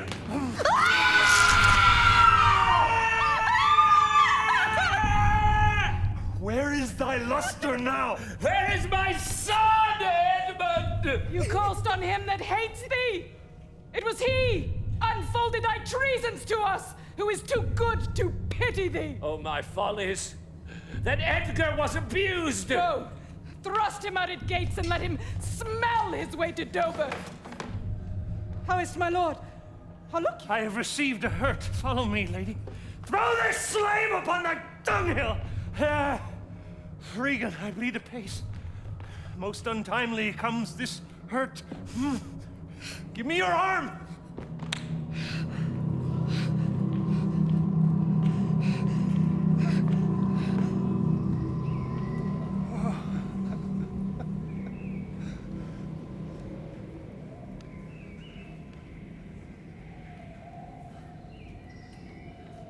Yet better thus, and known to be despised, than still despised and flattered. To be worst, the lowest and most dejected thing in fortune, stands still in hope. It lives not in fear. The lamentable change is from the best, the worst returns to laughter. Oh, my lord. Comes here. My father, poorly led. World. Away, get thee away. Oh, my good lord.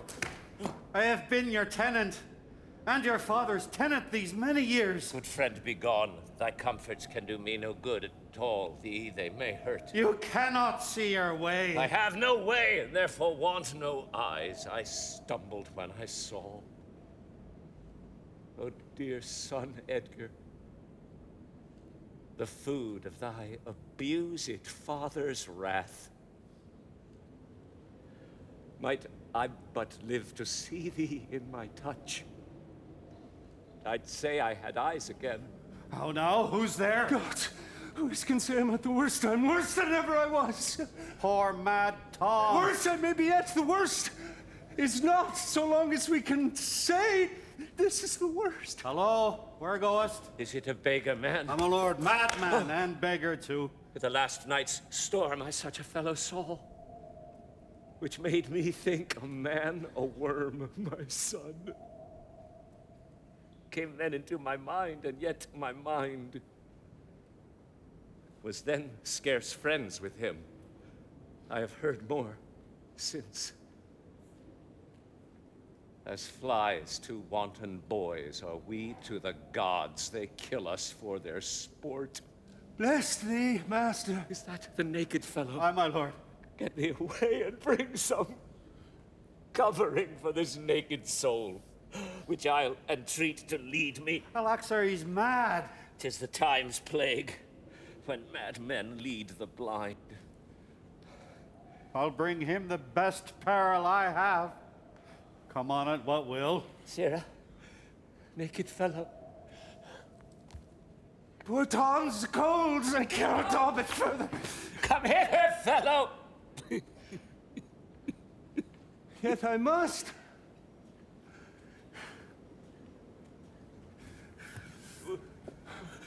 Bless thy sweet eyes.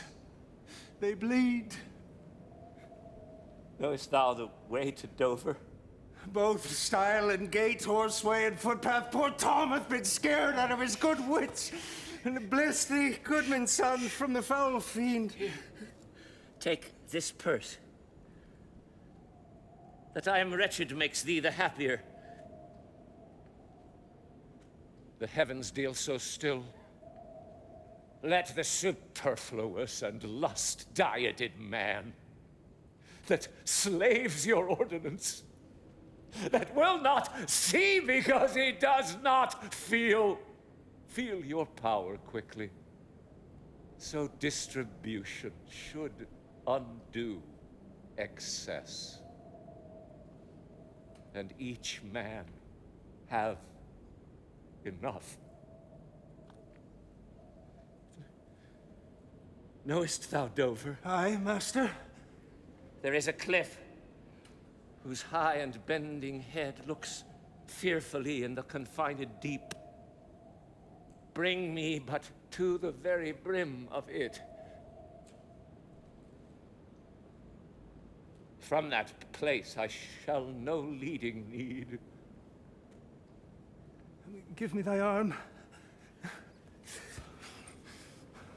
Poor Tom shall lead thee.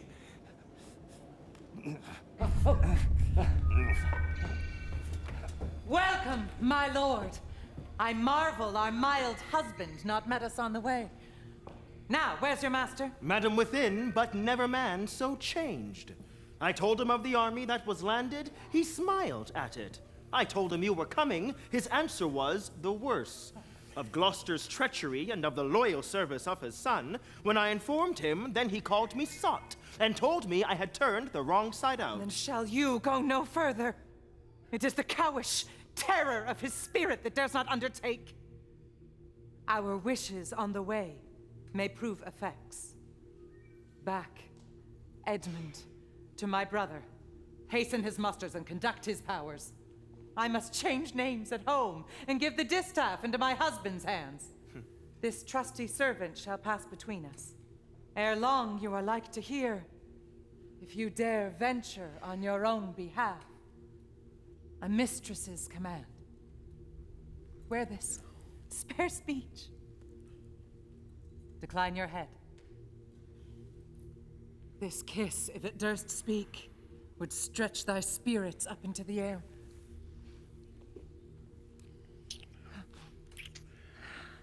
Conceive and fare thee well. Yours. In the ranks of death. My most dear Gloucester.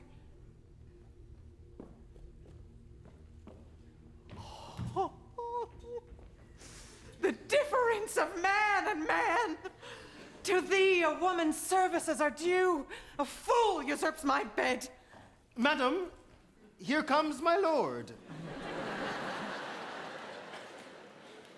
I have been worth the whistling.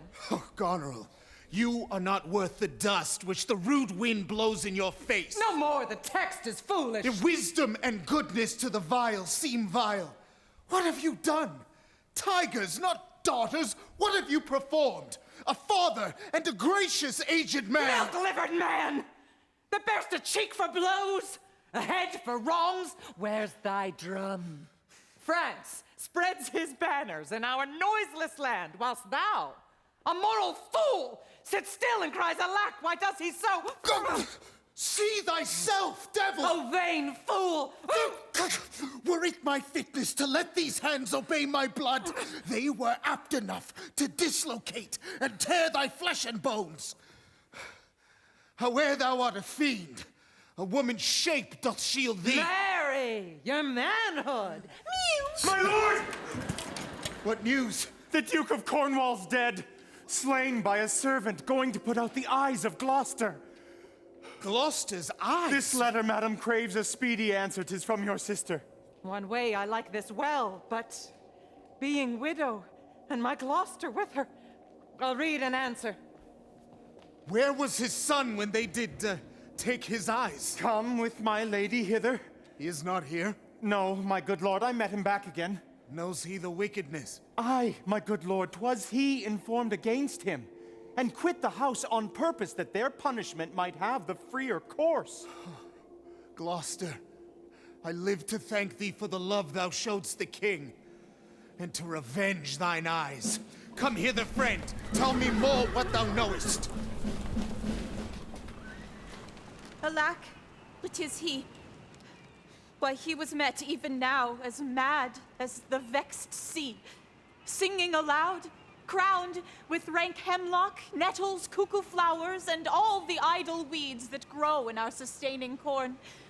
Send forth, search every acre in the high-grown field, and bring him to our eye. What can man's wisdom do to restore his bereaved sense?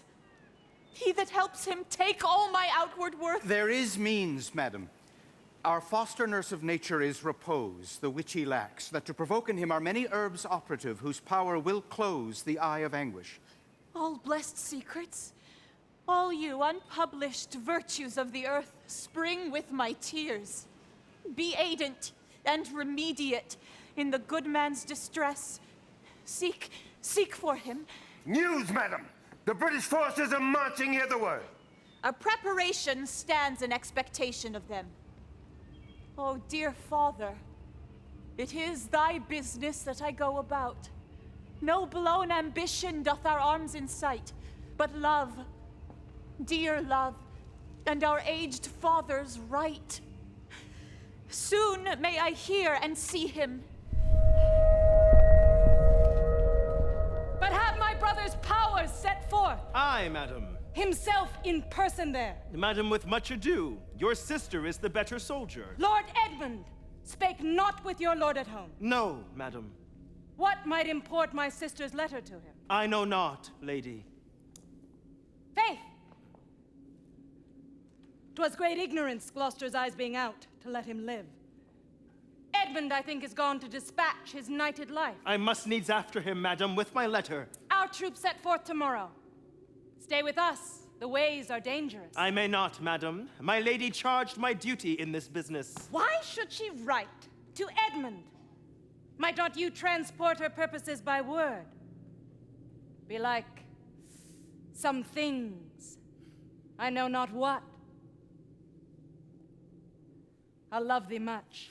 Let me unseal the letter. Madam, I had rather I know not... your lady does not love her husband. Of that I'm sure. And at her late being here, she gave most speaking looks to noble Edmund.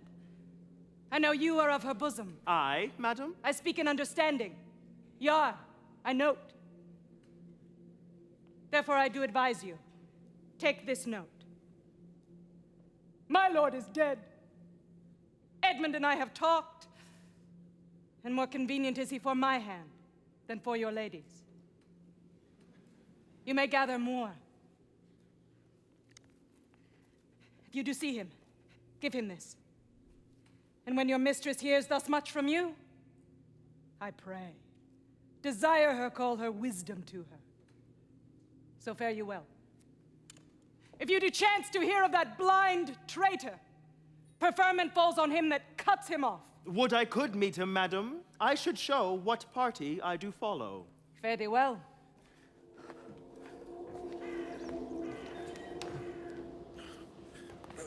When shall I come to the top of that same hill?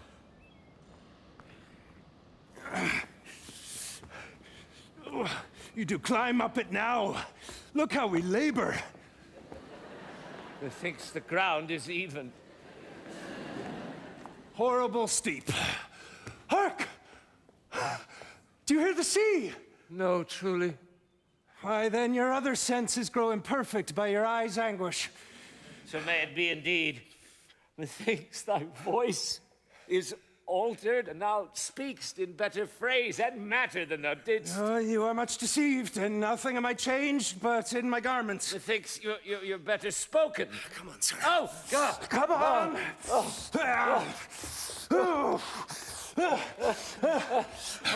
Here's the place! Stand still!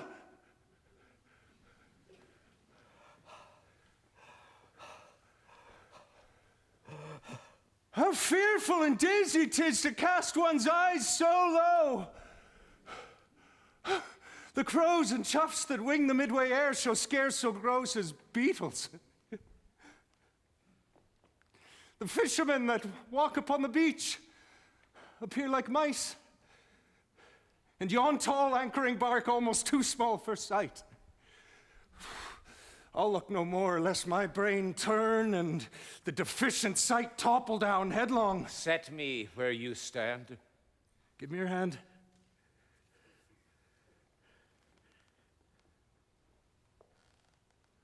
You are now within a foot of the extreme verge. For all beneath the moon would I not leap upright.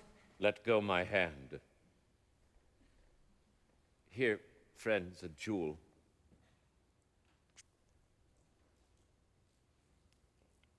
Well worth a poor man's taking. Go further off, bid me farewell, and let me hear thee going. No, fare you well, good sir. With all my heart. Why I do trifle thus with his despair is done to cure it. Oh, you mighty gods.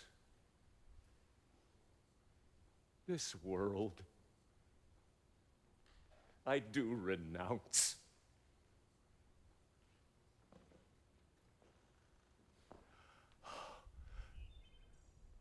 If Edgar live, oh bless him.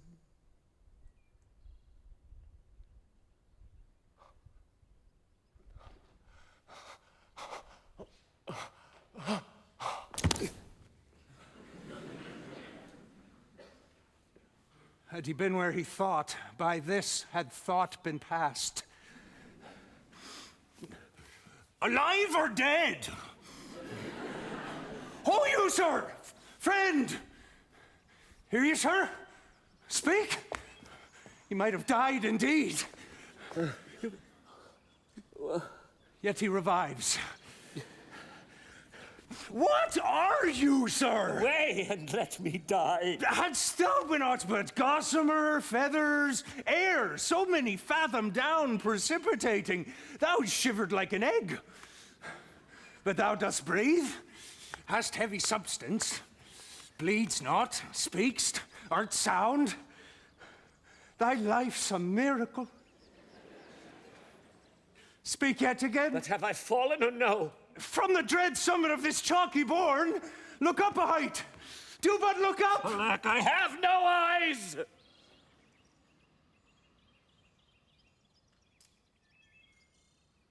Is wretchedness deprived that benefit to end itself by death? Give me your arm. Up, so. How ist? Feel you your legs? Oh, you stand. Too well. Too well. Well, this is above all strangeness. Upon the crown of the cliff, what thing was that which parted from you? A poor unfortunate beggar. Oh, as I stood here below, methought his eyes were two full moons. He had 1,000 noses. Horns waved like the enraged sea. It was some fiend. Think therefore, happy father, the clearest gods have preserved thee. I do remember now that thing you speak of. I took it for a man.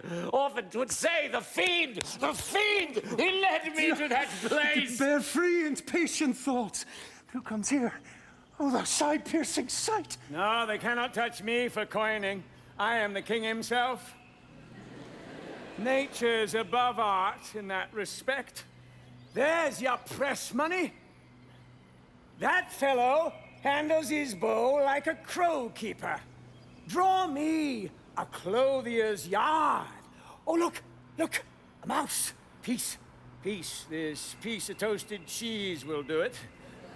Oh, well flown bird, in the clout, you. Give the word. Sweet marjoram. Yes. I know that voice. Ah! Goneril with a white beard. They flattered me like a dog. Told me I had the white hairs in my beard ere the black ones were there. To say I am no to everything that I said I am no to was no good divinity.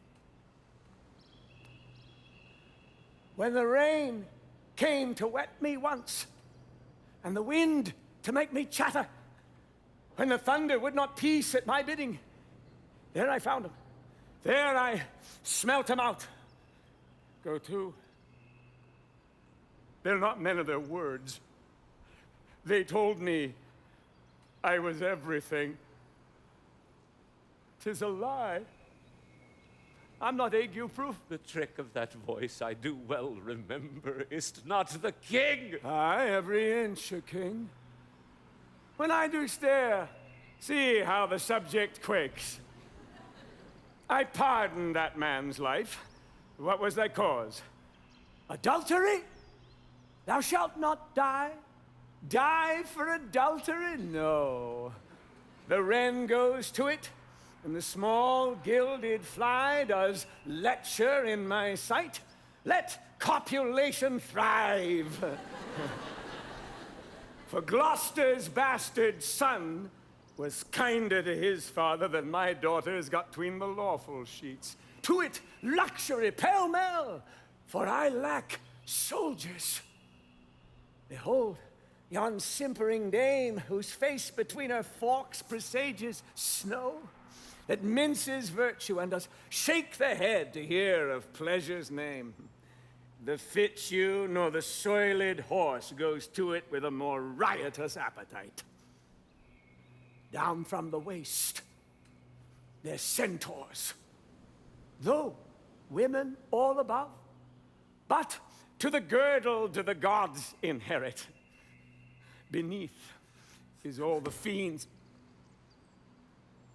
There's hell, there's darkness, there's the sulphurous pit, burning, scalding, stench, consumption.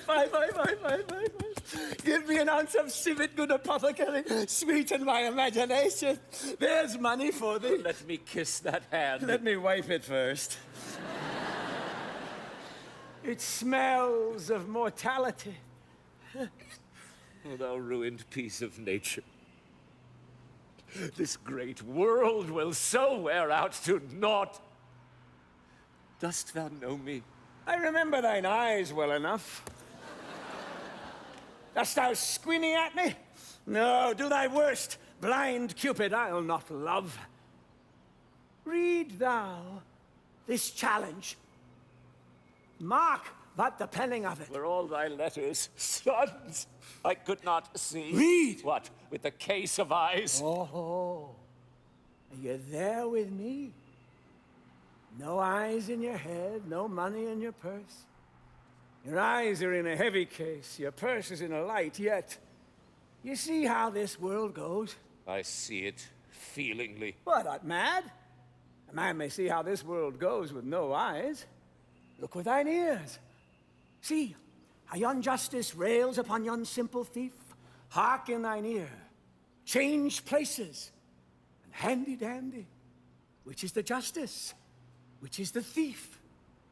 Thou seen a farmer's dog bark at a beggar? Aye, sir. And the creature run from the cur?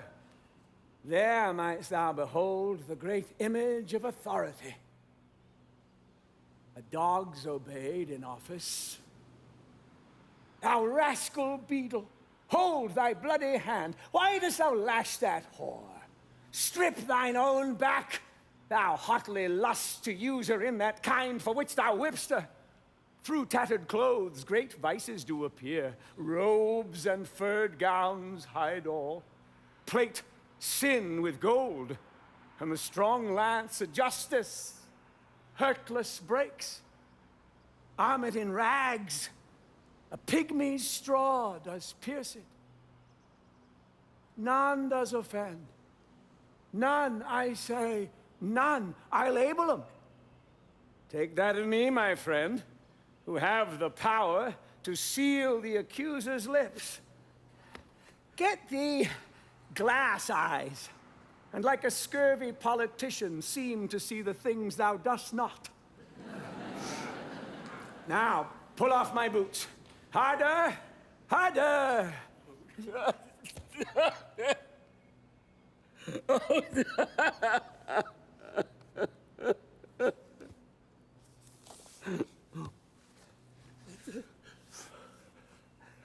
If thou wilt weep my fortunes, take my eyes.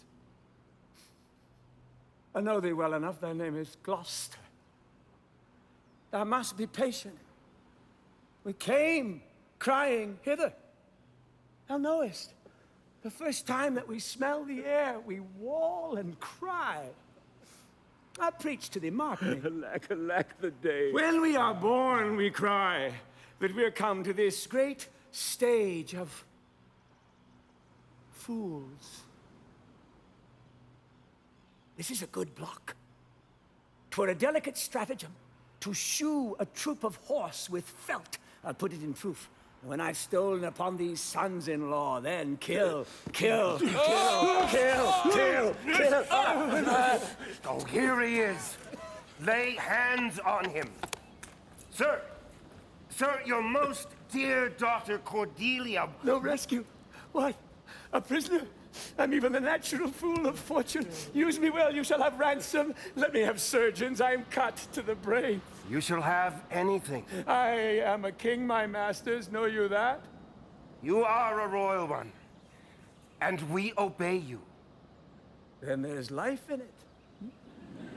Come, and you get it. You shall get it. By running! Hail, gentle sir. Speed you, sir, what you will. Here you ought, sir, of a battle toward. Sure, and most certain. But by your favor, how near is the other army? Near and on speedy foot. Thank you, sir, that is all. You ever gentle gods, take my breath from me. Let not my worser spirit tempt me again than to die before you, please. Well, pray you, Father.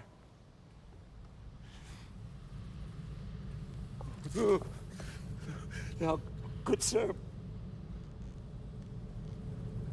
what are you? A proclaimed prize! Thou old, unhappy traitor! The sword is out that must destroy thee! Now let thy friendly hand put strength enough to it! Wherefore, bold peasant, darest thou support a published traitor? Let go his arm! I'll not let go, sir. Let go, slave, or thou diest! Good gentlemen, go your gate. Let poor folk pass. Nay, come not near the old man. Out, dunghill! I'll pick your teeth, sir!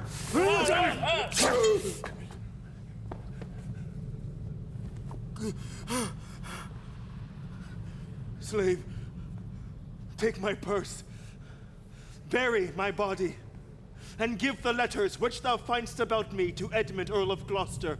Seek him out upon the English party. Untimely. What, is he dead? Rest you, Father. Let me see these pockets.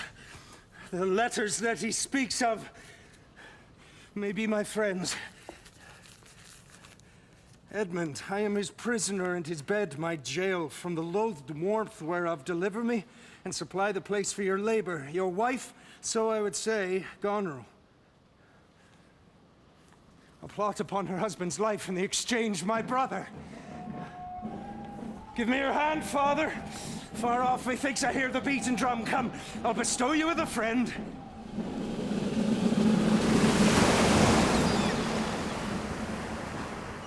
Oh, thou good Kent, how shall I live and work to match thy goodness? My life will be too short, and every measure fail me. To be acknowledged, madam, is o'erpaid. Be better suited. These weeds are memories of those worser hours. I prithee, put them off. Pardon, dear madam. My boon I make it that you know me not, till time and I think meet. Then be it so, my good lord. How does the king? Madam, sleep still.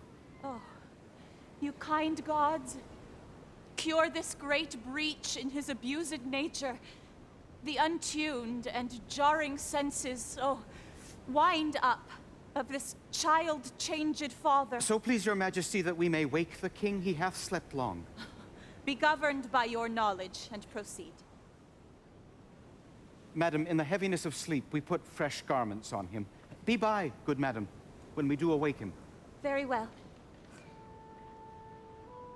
Louder the music there. Please you, draw near.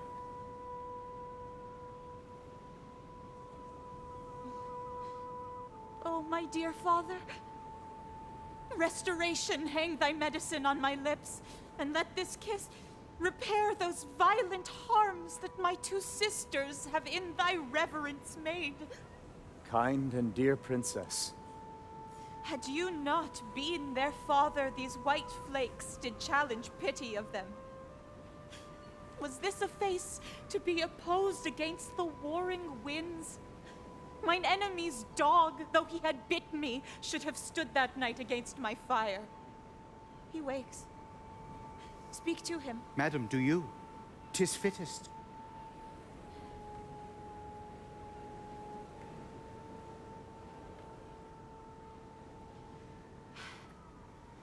How does my royal lord? How fares your majesty?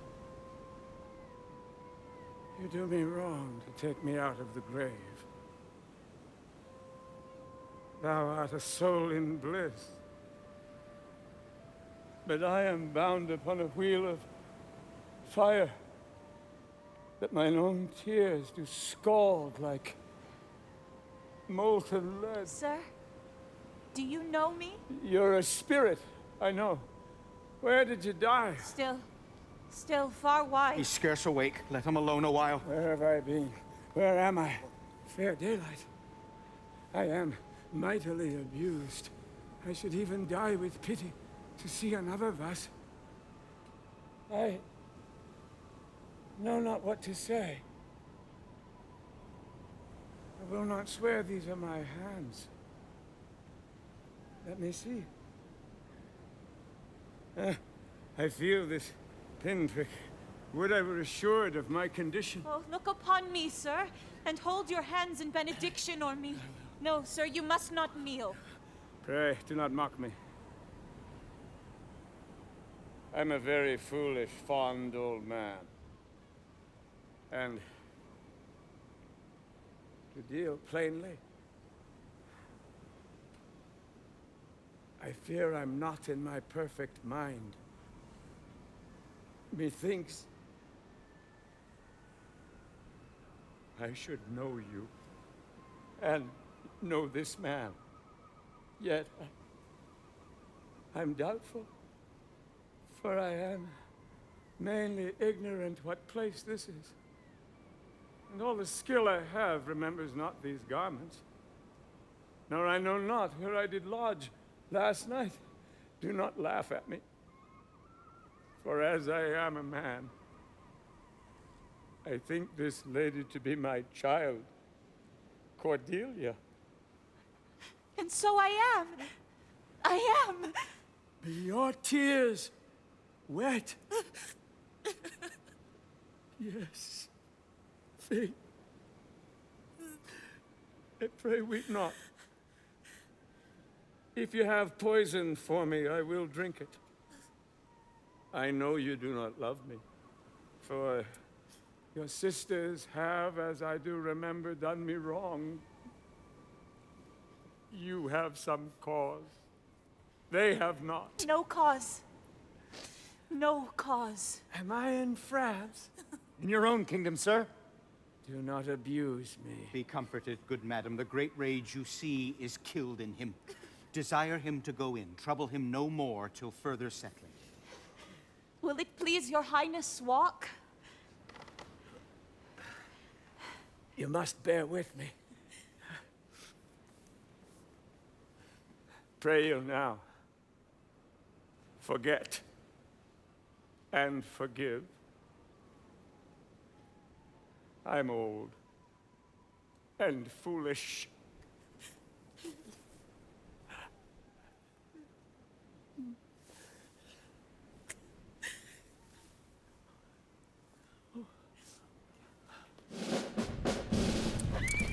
Know of the Duke of his last purpose hold, or whether since he is advised by aught to change the course.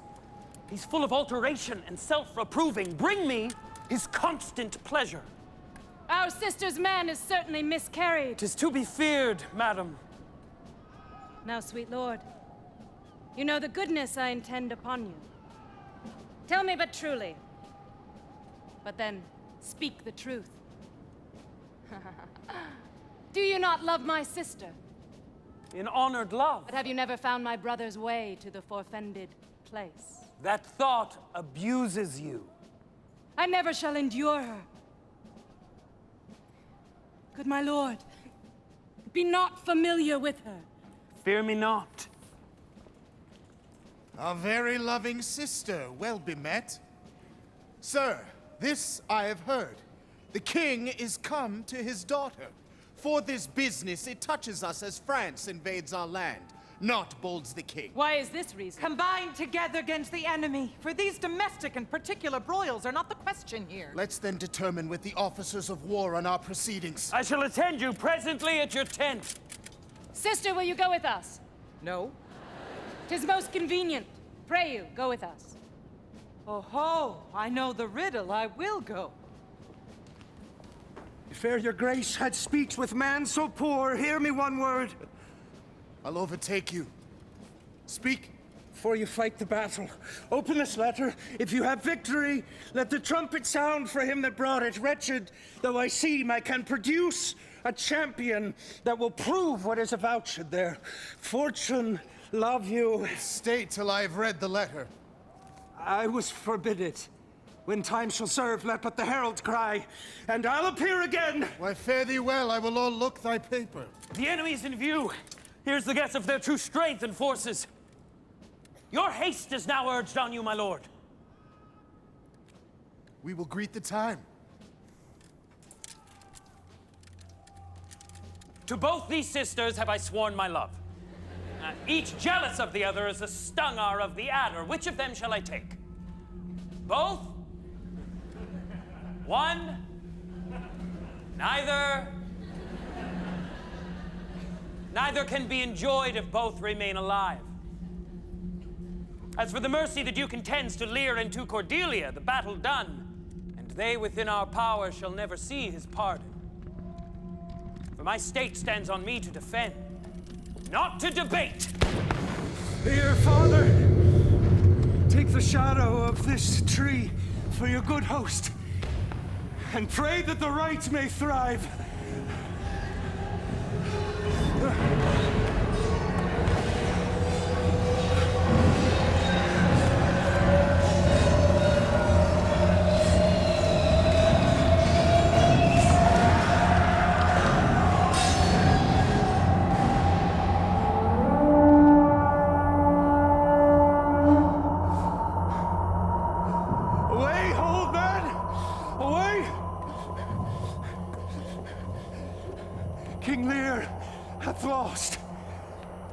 His daughter ta'en. Give me thy hand. Come on. No further, sir. A man may rot, even here. What? In ill thoughts again. Men must endure their going hence, even as their coming hither. Ripeness is all. And that's true, too. Come.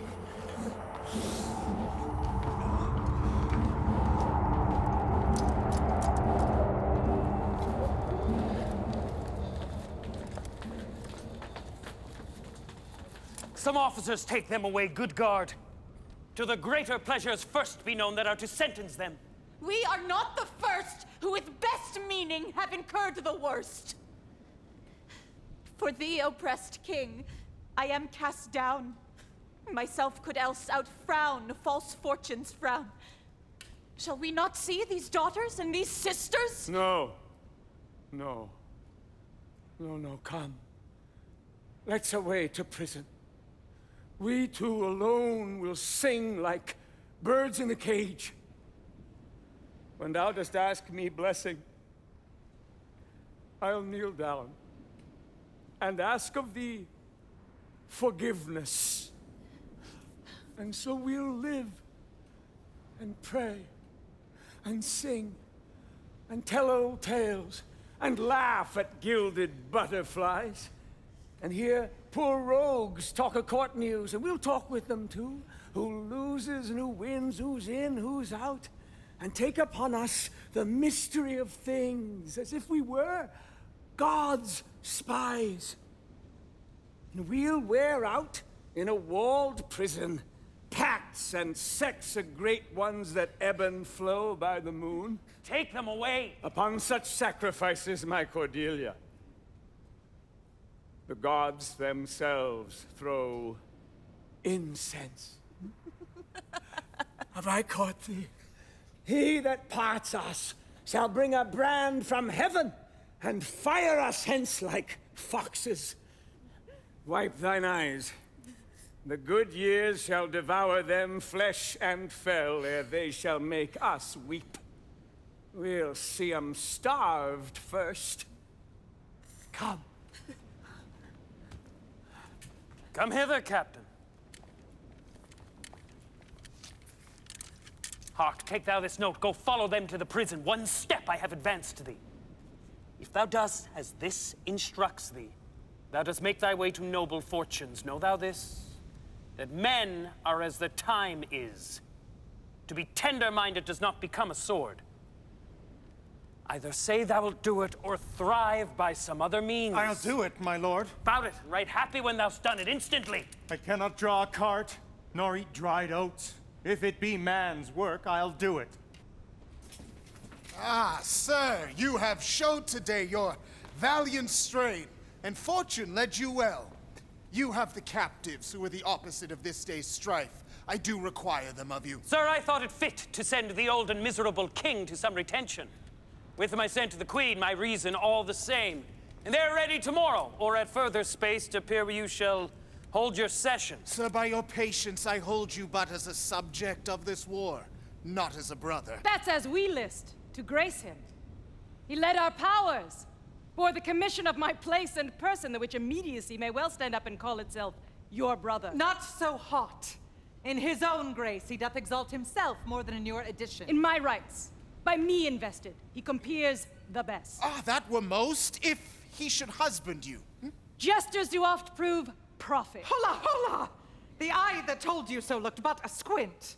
Lady, I am not well, else I should answer from a full-flowing stomach. General, take thou my soldiers, prisoners, patrimony. Dispose of them, of me. The walls is thine. Witness the world that I create thee here, my lord and master. Mean you to enjoy him, then? The let alone lies not in your good will. Nor in thine, lord. Half-blooded fellow, yes. Let the drums strike and prove my title thine. Well, stay yet, hear reason. Edmund, I arrest thee on capital treason, and in thine attaint this gilded serpent. For your claim, fair sister, I bar it in the interest of my wife. 'Tis she is subcontracted to this lord, and I, her husband, contradict your bans. If you will marry, make your love to me. My lady is bespoke. An interlude. Thou art armed, Gloucester. Let the trumpet sound. If none appear to prove upon thy person thy heinous, manifest, and many treasons, there is my pledge. I'll prove it on thy heart. Sick! Oh, sick! If not, I'll ne'er trust medicine. There's my exchange. What in the world he is that names me traitor?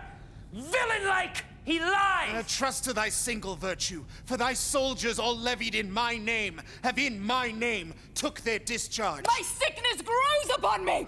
Convey her to my tent. Herald, let the trumpet sound, and read out. If any man of quality or degree within the lists of the army will maintain upon Edmund, supposed Earl of Gloucester, that he is a manifold traitor, let him appear by the third sound of the trumpet. He is bold in his defense. Again. Again.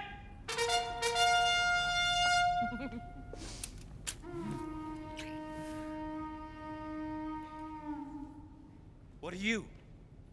Your name? Your quality? And why you answer this present summons? No, my name is lost, yet am I noble as my adversary. Which is that adversary? What's he that speaks for Edmund, Earl of Gloucester? Himself.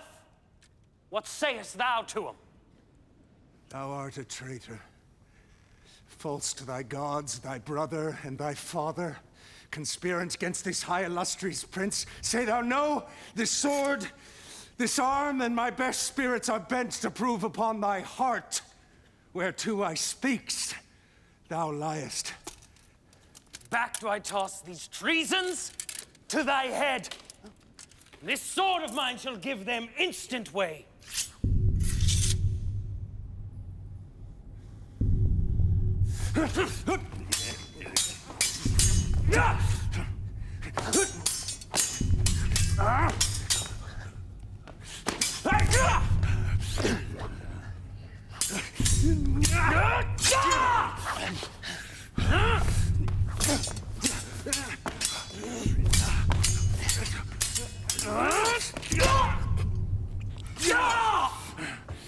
No, stop! Save him! This is mere practice, Gloucester. By the law of war, thou wast not bound to answer an unknown opposite. Thou art not vanquished, but cozened and beguiled. Shut your mouth, dame! Or with this paper shall I stop it? Thou, worse than any name, read thine own evil. Nay, no tearing, lady. I perceive you know it. Say if I do, the laws are mine, not thine. Who can arraign me for it? Knowest thou this paper? Ask me not. What I know. She's desperate. Go after her, govern her. What you have charged me with, that have I done, and more. Much more. The time shall bring it out, 'tis past, and so am I, but what art thou that has this fortune on me? Let's exchange charities. I am no less in blood than thou art, Edmund. My name is Edgar, and thy father's son. The gods are just, and of our pleasant vices make instruments to plague us. The dark and vicious place where thee he got cost him his eyes. Thou hast spoken right. 'Tis true. The wheel has come full circle. Where have you hid yourself? How have you known the miseries of your father? By nursing them, my lord. Oh, that my heart would burst. The bloody proclamation to escape taught me to shift into a madman's rags, and in this habit met I our father with his bleeding rings. I became his guide, I led him, I begged for him, I saved him from despair. I never, oh fault, revealed myself unto him until some half hour passed, when I was armed, not sure the hoping of this good success. I asked his blessing, and from first to last, I told him our pilgrimage, but his flawed heart, alack, too weak the conflict to support twixt two extremes of passion, joy and grief, burst smilingly. Help! Oh, help! She's dead! Who's dead? Speak, man! Your lady, sir, with her own hand, and her sister by her is poisoned. She confesses it. All three now marry in an instant. Yet, Edmund was beloved. Here's Kent! Come to bid my king and master aye good night. Is he not here? Speak, Edmund! Where's the king and where's Cordelia? This speech of yours has moved me. My writ is on the life of Lear and on Cordelia. Quickly send to the prison. Run! The gods to defend her!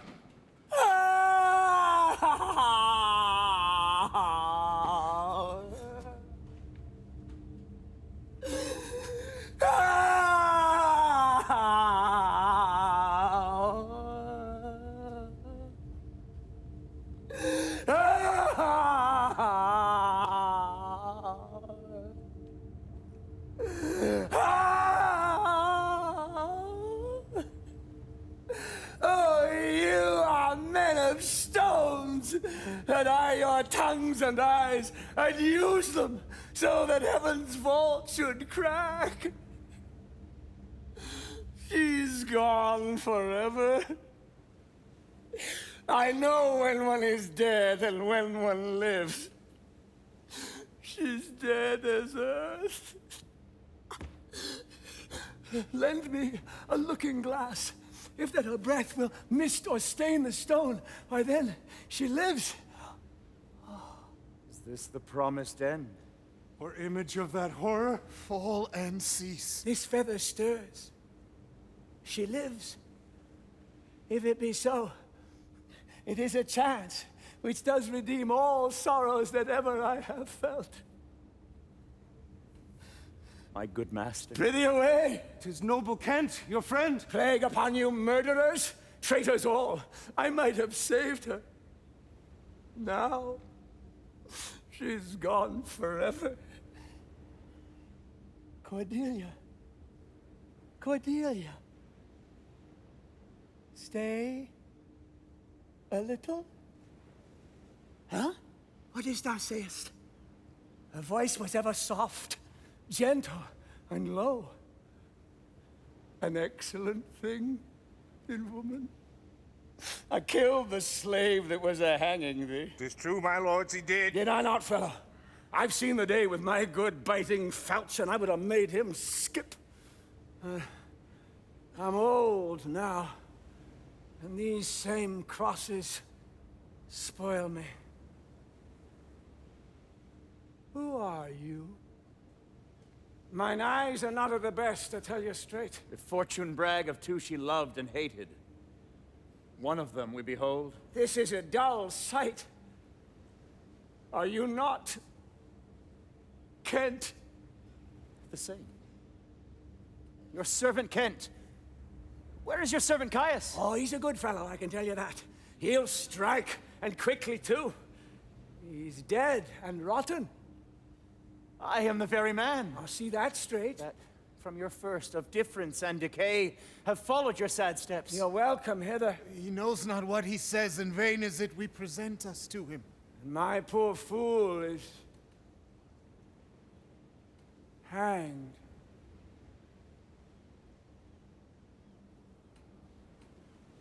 No. No.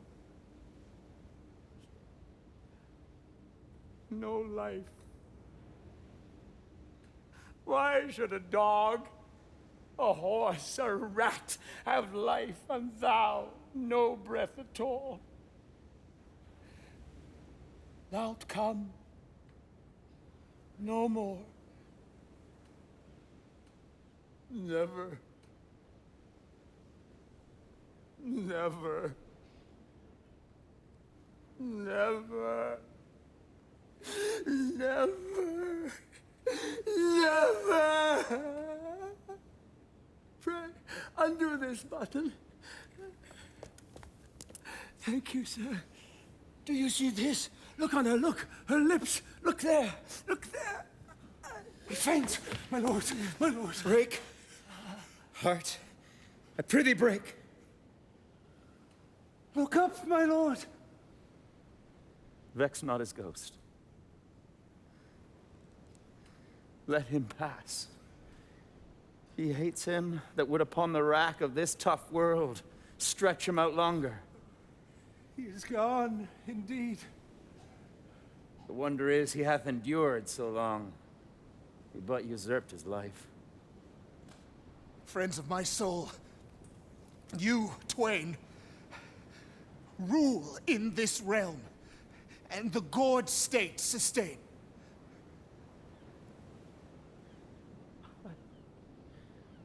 I have a journey, sir. Shortly to go. My master calls me. I must not say no. The weight of the sad time we must obey. Speak what we feel, not what we ought to say. The oldest hath borne most. We that are young shall never see so much, nor live so long.